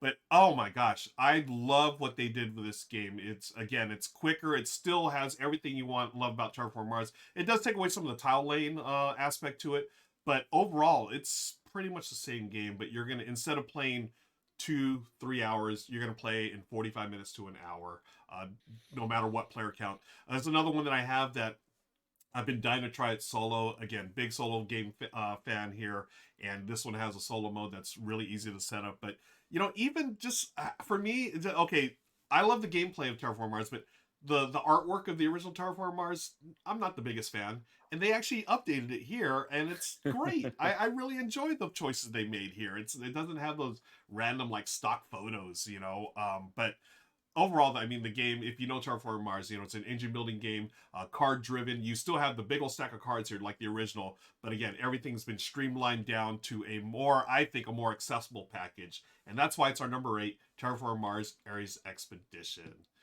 Chris, Nice. I believe you've played this game, haven't you? Or No, I haven't. oh, I'm getting it soon, I think. okay, I feel like I feel like it might be on its way to me right now, I feel. okay, And I'm excited because I didn't feel that the impulse to purchase it or yeah, to play it, because I enjoy Race for the Galaxy and I enjoy Terraforming Mars. I'm hmm like, well, I don't need Race for a Galaxy with a board. I can just play Terraforming Mars. yeah. But all the people who have talked about it has made me really interested. Have you played any of the expansions? Because I feel like those are just fulfilling around now. Yeah, those I have not been able to play the expansions. No one Yeah, that I know has gotten them in. I didn't order them, but they are on the cool. list. I mean, more stuff. You I'm don't all need about to. it. Yeah, You don't need to. They make it into top 10 without them, and I think exactly. that's important to know, right? Yeah, Like Terraforming totally. Mars, everyone says you need Prelude. This one, you don't need any You expansion. don't need it, really. Hey, Yeah. So kick Terraforming Mars out of there. yep. Ares Nice. Expeditions is in. Ares Expedition, folks. There it is, our number 8. Let's see what Richard's got in store for number 7. Okay. The game's getting better and better, I think, anyway. So let's talk about number 7, Glory to Rome. Honestly, I felt kind of bad even putting this one on the list because chances are, if you don't have a copy right now, you're never going to be able to get a copy unless you want to pay exorbitant prices because the rights holder for this game has pretty much sworn that he will never let anybody reprint this game, even though pretty much every publisher in the industry would line up around the block for a chance to make a lavish deluxe reprint version of this and make I don't even know how many bajillions of dollars if they were to crowdfund it today. But nope. For some reason, the whoever owns the rights, I forget. I've read about the story in the past. Decided no one will ever see this game again, and it's such a shame because it's so good. There are a bunch of really amazing card games that I could talk about that deserve being in the top 10. Like Race for the Galaxy, Elysium, maybe even Earth. A more recent one, but still. All of these games owe so much to Glory to Rome. It's certainly not the first game that introduced the idea of multi-use cards, but it so pushed it. There's so much in this game that becomes the cornerstone and foundation for so many games that have come since then. In this game, we're trying to help rebuild Rome after, an earthquake or whatever it was, and we got a handful of cards, and these cards can be played as resources to rebuild. They can be played as actions we need to do, as has been so often repeated ever since this game came out. This one has the idea of, hey, if I play a card to trigger, the architect action, everybody gets to do the architect action. But in this game, only if they've got their own architect ready to go. So you really have to be paying attention to what other players are doing. Is there an architect coming quick soon? Am I prepared for that? What do I have in my hand? Etc. etc. There are so many interesting things about this game. Probably my personal favorite is the fact that as cards get consumed and used up, they go into a pit in the center of the table. So as I'm using cards and getting rid of them, I might be giving you exactly what you want if you go digging through that pile and pulling out what's ideal. But probably the most important thing about this game, Terraforming Mars and Ark Nova are getting all the heaps and praise these days, and making it into the Board Game Geek top 10 because the more than anything else, they've got this gigantic stack of cards that are full of all kinds of interesting, unique, game-changing effects, and you're going to get unique play every time you play because of such a huge stack of cards. That's Glory to Rome in a nutshell, and nobody does it better. The unique powers that are on these cards in Glory to Rome make every session of this play out so differently. There's so much variety, so many smart mechanisms that, again, to date, have never really been improved on. I love this game so much that even though it has a little bit of take that, because you can kind of go fish and go grab cards from other players, I still love it. I'm so happy I've got my copy. I'll hold on to it till the day I die, and I absolutely love it. And my apologies to everybody else who, maybe you'll get to play it at a convention. Maybe you've got a friend of a friend who has it. Seek it out if you can because it's so wonderful to play. Number 7, Glory to Rome. Yeah, this is on my bucket list of games to play because it's out of print. It will never come back to print because of all the drama and everything else. But I know I just know it'd be great. Just watching all the gameplays and people talking about it. And I have friends that will swear by it. So one of these days I'll play it. What about you, Chris?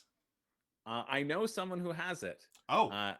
So I can play it with them. I didn't know about all the drama in the reprint. I'm just like, that'll blow over. It'll come back. I'm calling it right now. I'm going to call it right now. It's going to come back. This video is going to be the reason why the Glory to Rome. He's going to turn his mind, change his tune.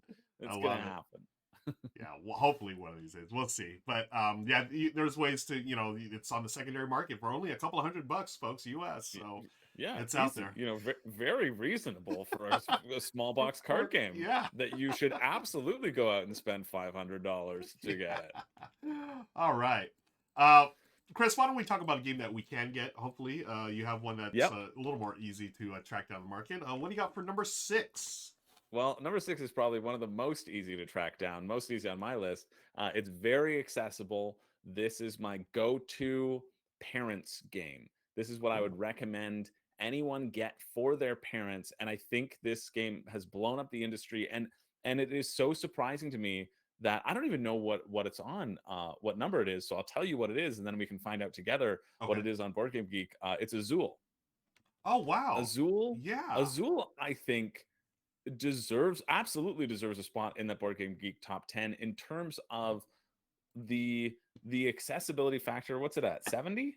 70 overall. 70. Now, That's not that bad. I was worried it wasn't yeah. in the top 100. Now it is for abstract games. It's number 2, so that's a little better. And family games number 8. Like I Yeah. agree. Yeah, let's continue talking. That's a little better. Yeah. But yeah, the fact, like, this goes back to my criteria. This actually hits my criteria now in terms of Azul is this. If this list were ambassadors for the board gaming hobby, Azul is up there as well. Yes. Azul, there's something that is so accessible and satisfying for a huge variety of board gamers, whether you're new to the hobby, whether you're super intense and you want to screw each other over, doesn't matter. Azul's got you covered. And the fact that a game like this can have such breadth and depth to it is so exciting to me. That's why I was like, yeah, this has to be my number 2, our number 6. It was a no-brainer for me. Azul's great. I played it the other day with 3 people who, again, aren't big board gamers. It was at like a little Easter brunch that my neighbor was having, and I brought that specifically, and everyone was like, "Oh, that was so cool!" Like, they felt satisfied, they felt accomplished, they felt great by the decisions that they had made. They could remember the moments where they're like, "Oh, I should have done this." It was just a slam dunk across the board, and I think when you're looking at the top 10 games, I think it legitimately deserves to be up there because of the profound impact that it can have. Yeah, it's one of the games that I have that I've introduced and played with players that it's probably one of the most, if not the most, game that I hear later on, hey, I bought that game after we played. Yeah. It happens all the time, and I love that. It really is one of those games, like you were saying, it's an ambassador, right? It gets people into it. It's so pretty to look at and so unassuming. It's like, oh, you just got little tiles here, you just place them in a little row, trying to get them. But then, like you're saying, as you play, you can hose other people. You can say, oh no, I'm picking this one, I'm leaving you those. It's a brilliant design. It's a masterpiece, modern masterpiece, and I totally agree. It should be in the top 10. Great call. Great call, Chris. Let's move on to number 5 now. This one I think you'll appreciate, Chris, because we've talked about this designer before. It's not Reiner Knizia. We're done with the Reiner Knizia part of the show. Tigers and Euphrates. Here we go. Modern art. No, it's our number 5. It's my contribution to the list. Eric Lang is one of my favorite designers as well, and I had to put Blood Rage on here. This game, to me, I love Rising Sun. I've not played Ankh yet, but to me, this is that's Azul. Here's Blood Rage from our friends at Shelfside. To me, this is Eric Lang's masterpiece. This game, it's an epic Viking game. You can get no more epic than sending your opponents to Valhalla. But the thing that I love about this game, Chris, it is even more accessible than Rising Sun, right? This game, absolutely. I do this progression with new players. You always start with like Sushi Go, card drafting. Next level, 7 Wonders card drafting. The next level is Blood Rage, because this is a card drafting game. You're doing the card drafting, you're taking a card, you're passing them to your opponents. But here, now, it's all about troops on a map. You are using those cards to go onto the map, different sections of the map, trying to take over them. You have missions to complete. I mean, it is an epic game that plays. I've never played a game longer than 90 minutes, and I love that about it. Even with new players. I love that this game feels so epic, and it's so easy to teach, and it's so brilliant, and there's different strategies that you can use, and it just looks cool. You have all those awesome minis, and I wish I was more of a mini painter, because I would paint my copy, but I just play my buddies' copies that they've gone all out, painted their copies, so I use theirs. It's great. And it's so, just everything about this game I love. Shelfside, you're seeing the different cards that you can play. You basically start with the same factions, but then you upgrade them and they become asymmetrical, right? And I think that's such a cool way to do it. And one tip that I always tell players that may look at this is a little too much, I say look at the different characters, Loki or Thor or Odin. get those cards together because they're going to automatically synergize, you know, and I think that's a really cool way that they did that to, you know, help players get into the game. And, you know, I mean, you don't have to, but I think it's a nice way to like, hey, here's a strategy that I can use as a first timer. But oh my gosh, I've played this game so many times, all different player counts, all different types of players, and it's always a hit. I love it so much. It's my personal favorite Eric Lang design. That's why it's our number 5 on our list, Blood Rage. Yeah, I mean, it's a good pick. If I didn't want to do like the personal Rising Sun shout out, I think Blood Rage is more accessible, right? Like, yeah, as much as I personally enjoyed Rising Sun, I contemplated, I flirted with replacing it with Blood Rage. I'm glad I didn't, but because of all the factors that you said, it's just really, really solid, really fun. It really is. It's a masterpiece in my opinion. And let's move on to Richard and see what he's got for our number 4 game. Richard, take it away, my friend.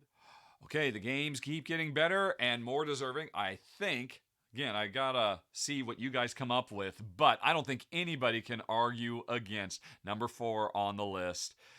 The Castles of Burgundy, which currently sits in the teens, somewhere in the teens. So that's not too bad, Board Game Geek, but come on, we can do better. And I bet you when folks start getting their hands on the new special edition, so the game looks as good as it's always played, maybe it's going to push its way back to where it deserves in the top 10, as it was for years, I think. But anyway, what is it? It's designer Stefan Feld's masterpiece. Again, another incredibly influential design. At its heart, I want to say it's dice drafting, but not really. I mean, every turn I roll a couple of dice, and I'm going to use those dice either to draft tiles from the main board or build those tiles at some point later after I previously drafted them. And a couple other little things as well, especially when you get the expansion. But anyway, no, we're just talking about the base game right now. And it's just about perfection.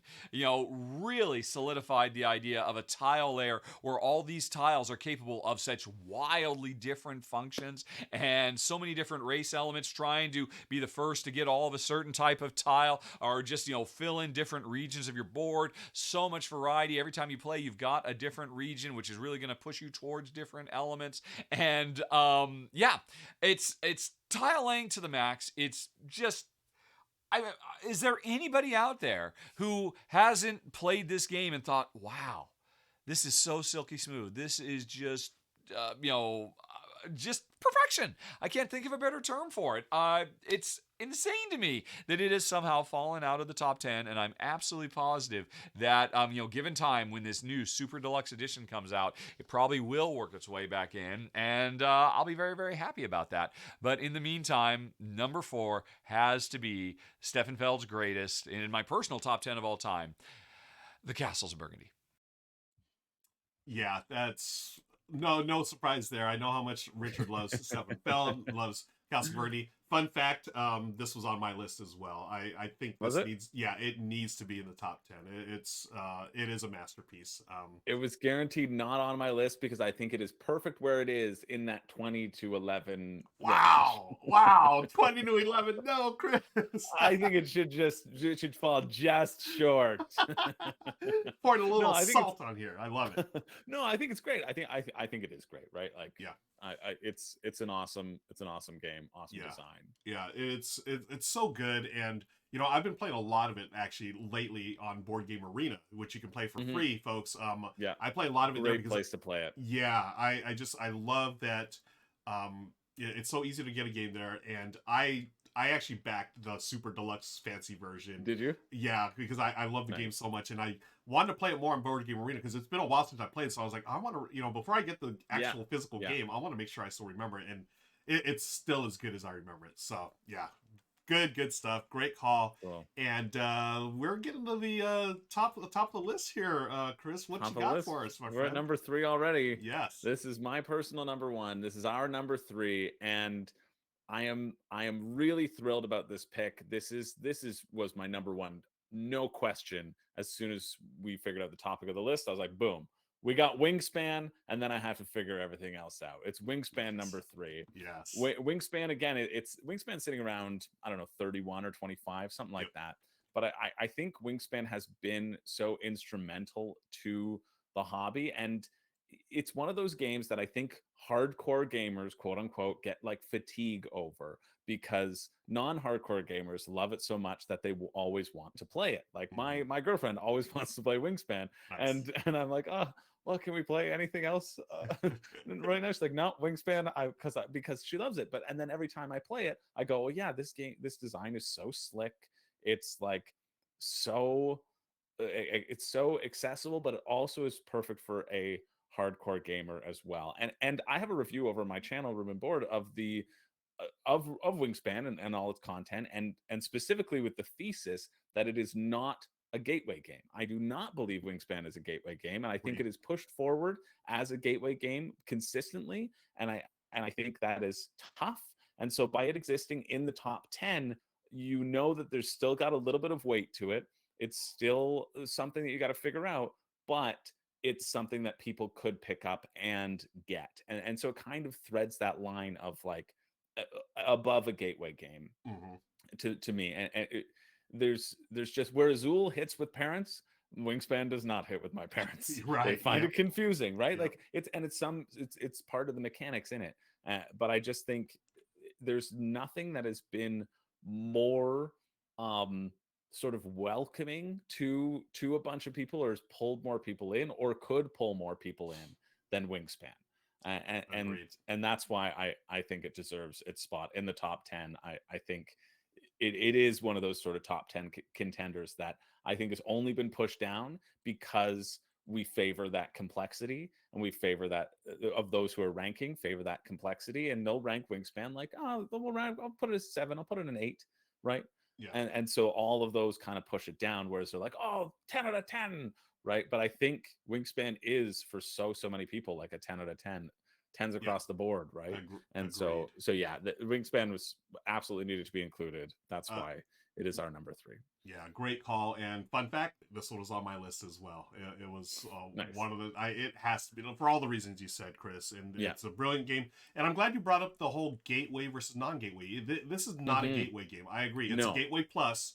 You know, it's definitely not a parent's game. And you know, I think immediately of the video of the actor Mandy Patinkin, his son. I quote that all the time, right? His son trying to teach the game, and they have no idea what's going on. And I think that's a true experience for this. It's really true. You know, because more people are gonna. It is pretty and it's very inviting, but you have to know going in. It's like, oh, this is not a gateway game, but it's brilliant. It really is. It's a fantastic. I think inviting is a great term to describe it. It's a very inviting game, but it's got weight to it. Yeah, and that needs to be recognized, right? Yeah. And speaking of, we were going to our number 2. This is my choice. Number this 2. Is, you know, we just talked about Wingspan being inviting. It's a game by Stonemaier Games, and I've got another Stonemaier game for you, Chris, and friends watching. Viticulture Essential Edition. Nice. Great choice. Yeah, this game, again, this is not a gateway game. This is me playing it solo. It does have a solo version. It's a brilliant worker placement game, and I think it needs to be recognized as one of the top games on BGG. It is so smooth playing.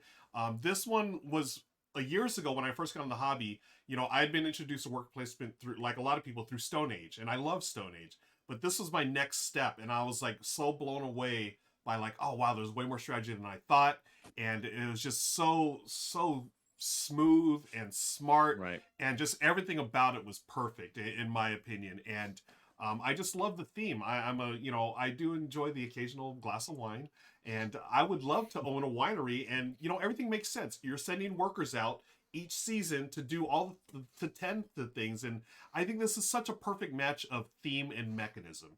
You literally have little workers. They go out to the field. They harvest the grapes. They bring them in. You can picture them stomping around like I Love Lucy. Hey, I'm making wine, and then from there you bottle the wine and you sell it to your customers. It's so brilliant. And you know, from a gamer standpoint, what I love is that little grande worker. I thought that was such a cool design where, you know, workers, they block off spaces, but your grande worker, you got to save it, because that grande worker, even if someone's blocking your space, you can go there anyways. I think it's so cool the way they did that. I think the reason why I put Essential Edition here is because I think this is the one that should be in the top 10. Now, as far as hardcore gamers, add the Tuscany expansion. It really opens the game up, and it really does add a lot of crunch to it. But as far as our top 10 games that BGG got wrong, I think this needs to be in the top 10 list. It's so brilliant. And that's why it's our combined number 2 Viticulture Essential Edition. Yeah, great choice. I've only played it once with Tuscany, and my friend owns it, and so I haven't purchased it yet. But it's one of those that like I feel like I want to have duplicates. Yeah. Because like I would want to play it in other instances as well, you know? Yeah. Yeah. Chris, are you much of a solo gamer? I don't know if we've talked about this before. Do you play solo games? No, I'm not really a solo gamer. I find I enjoy solo gaming, but I never do it. Yeah. So I've done it like a few times. I'm like, yeah, this is fun, but I would much rather have somebody else there because I like talking. Even in co-ops, like I like to talk out everything. You know, I'm one of those who's like, let's talk out every aspect of our moves before we do it. And like bounce back and forth. And so I miss that sort of interaction without well, if I want to play something solo, I'll go on Board Game Arena. You know what I mean? Totally. Yeah, I get that. Just as a solo game, this is an important game to note because this introduced the Automa system, right? Oh, so cool. Yeah, it was the first one. From what I understand, it was the first one to have just a deck of cards. You flip over a deck of cards, and that's going to tell you what the solo bot is doing. And they've used that system throughout all of Stonemaier games, so you can play solo. And I love that it had that option for us solo gamers. So, anyways. That's it for Viticulture Essential Edition. We're up to our number 1, and let's see what Richard's got in store for us. All right. Here we are, folks. The number 1 most egregiously overlooked game in all of board gaming because it should be arguably in the top 10, maybe even the top 1 spot of Board Game Geek. It's not my favorite game of all time. It is in my personal top 10, though. And I know I'm not alone in here. Actually, before I started filming this, Dice Tower did this same topic, I think a couple of years ago, or maybe a year ago or something like that. And I think 2 of the 3 people in that one, including Tom, agreed with me that it's ridiculous that Dominion is not in the Board Game Geek top 10. And ridiculously, it's not even the top 100. Dominion Intrigue, as of right now, is number 99 on the list and going to get pushed out any day, probably, and that's absurd. It's absurd that Dominion Intrigue is higher than Dominion in and of itself, but we'll put that aside. This game is so absolutely important. This is up there with Magic the Gathering in terms of influence. I mean, one of the top 5 most influential games of all time, period. And I'm not just giving it a pass because of that. Because in spite of it, I mean, there's a reason it's so influential. It's so good. And ever since it came out over a decade ago now, it's continued to reinvent itself with tons of cool, new, interesting expansions that are constantly throwing in and making us rethink what we consider a deck builder to be, because this is the game that invented an entire genre, one of the most dominant genres in the entire industry, deck building. Donald X. Vaccarino came up with it. Oh, and by the way, Ruel, thank you.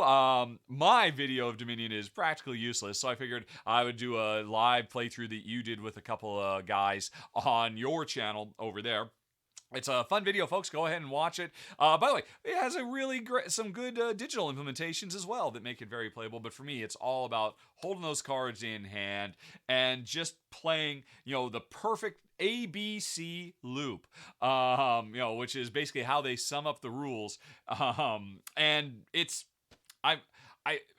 what more needs to be said? It's so influential. It's so perfect. It has so much variety now. There's so many different ways you can play it. And even though I'm kind of thinking that maybe the expansions are getting a little top heavy, there's been so much that has come over the years. I'm still impressed. And yeah, it just has to be here. How could it not be in the top 100, let alone the top 10? Let me know down in the comments if you agree or disagree, folks. But I'm pretty confident that me putting it here probably forced Ruel or Chris, or maybe both of them, to keep it off of their personal short list. Let me know. Again, I can't wait to see what you guys come up with, but I'm exhausted now. So let's just end it there. Number 1 game that should be in the top 10 of Board Game Geek, Dominion.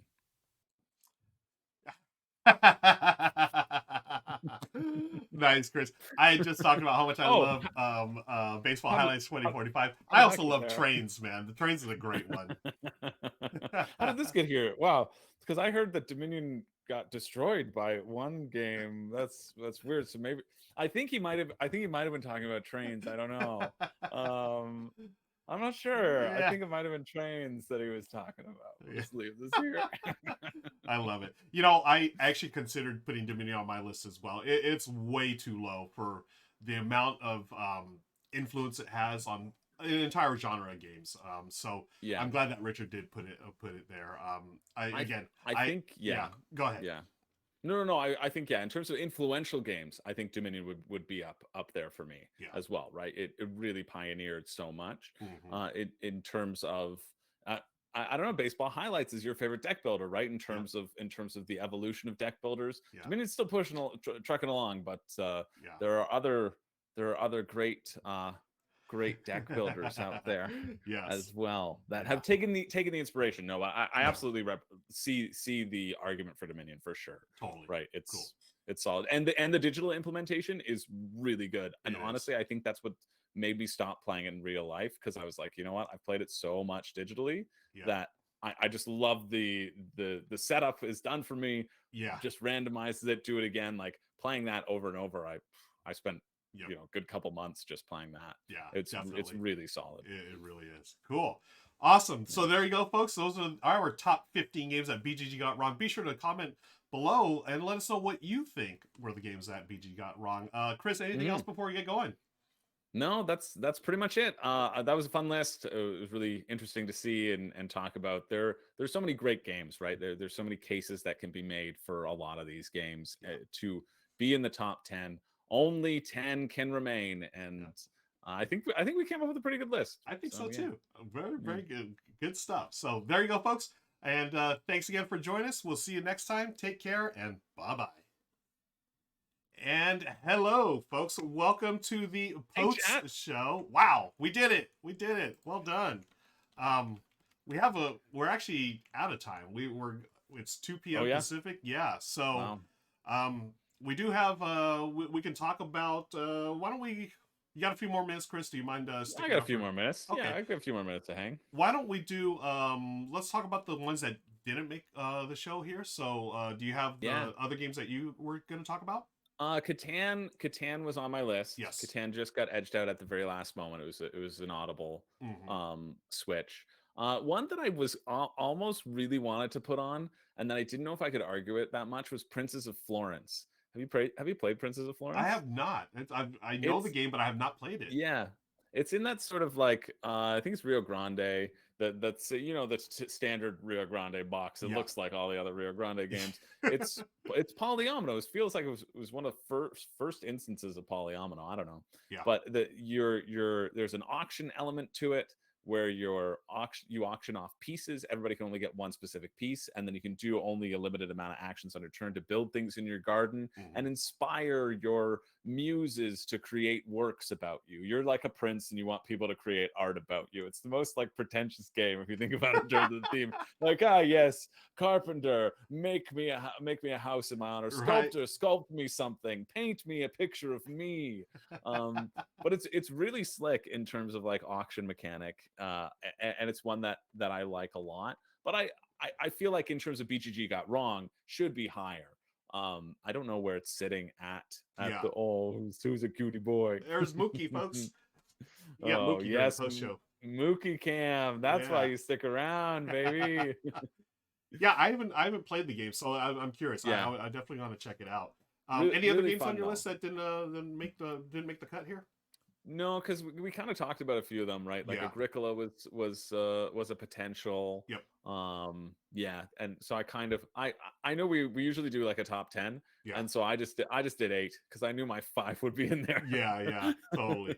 Okay, some of the ones that didn't make the cut. We talked about on my list. Raw would have made it. I was considering putting Root on there. It's been so influential.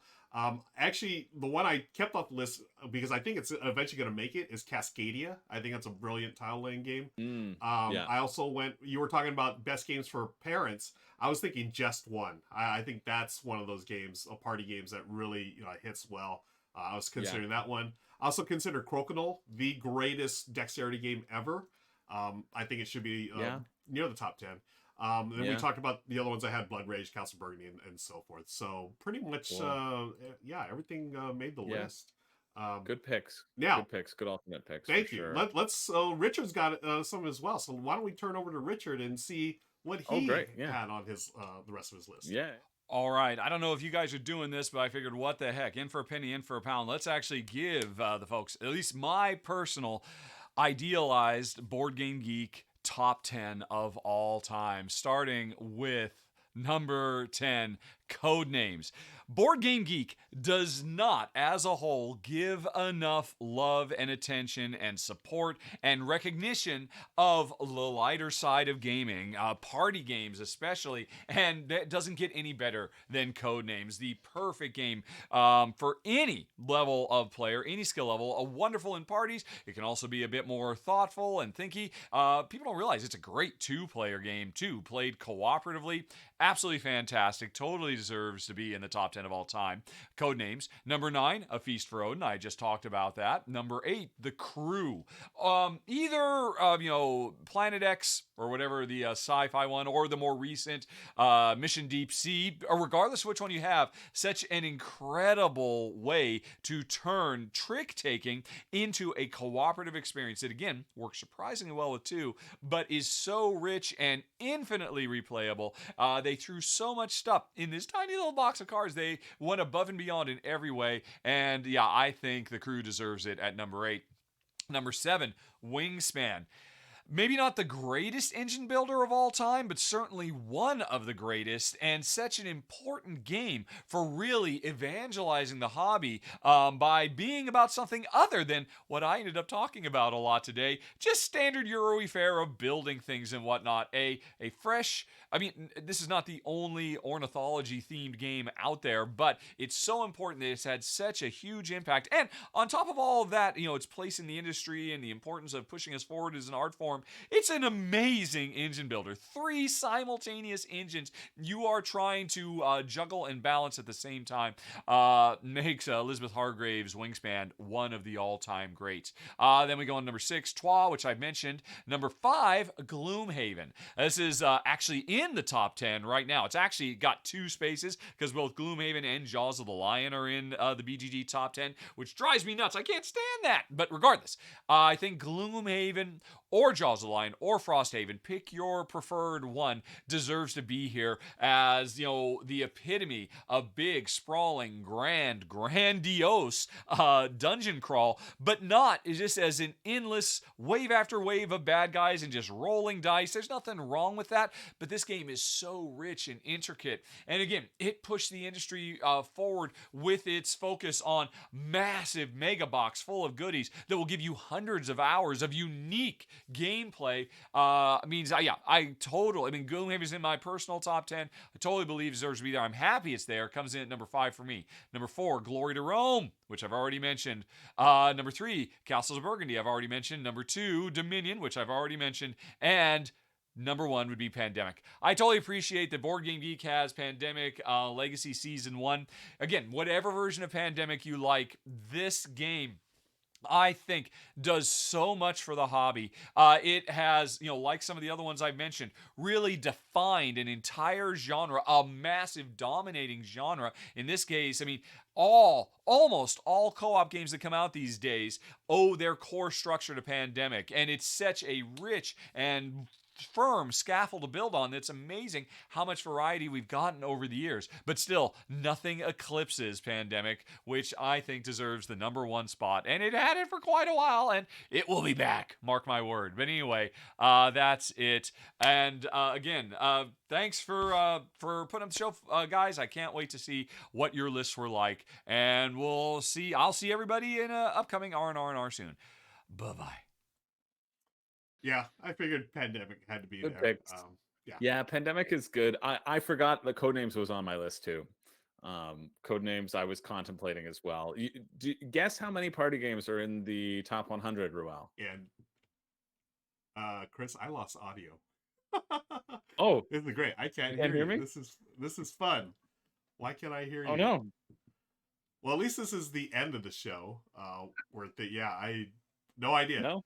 Okay, No? can you okay? As long as the audio, you all can hear Chris. I can't hear him for some reason.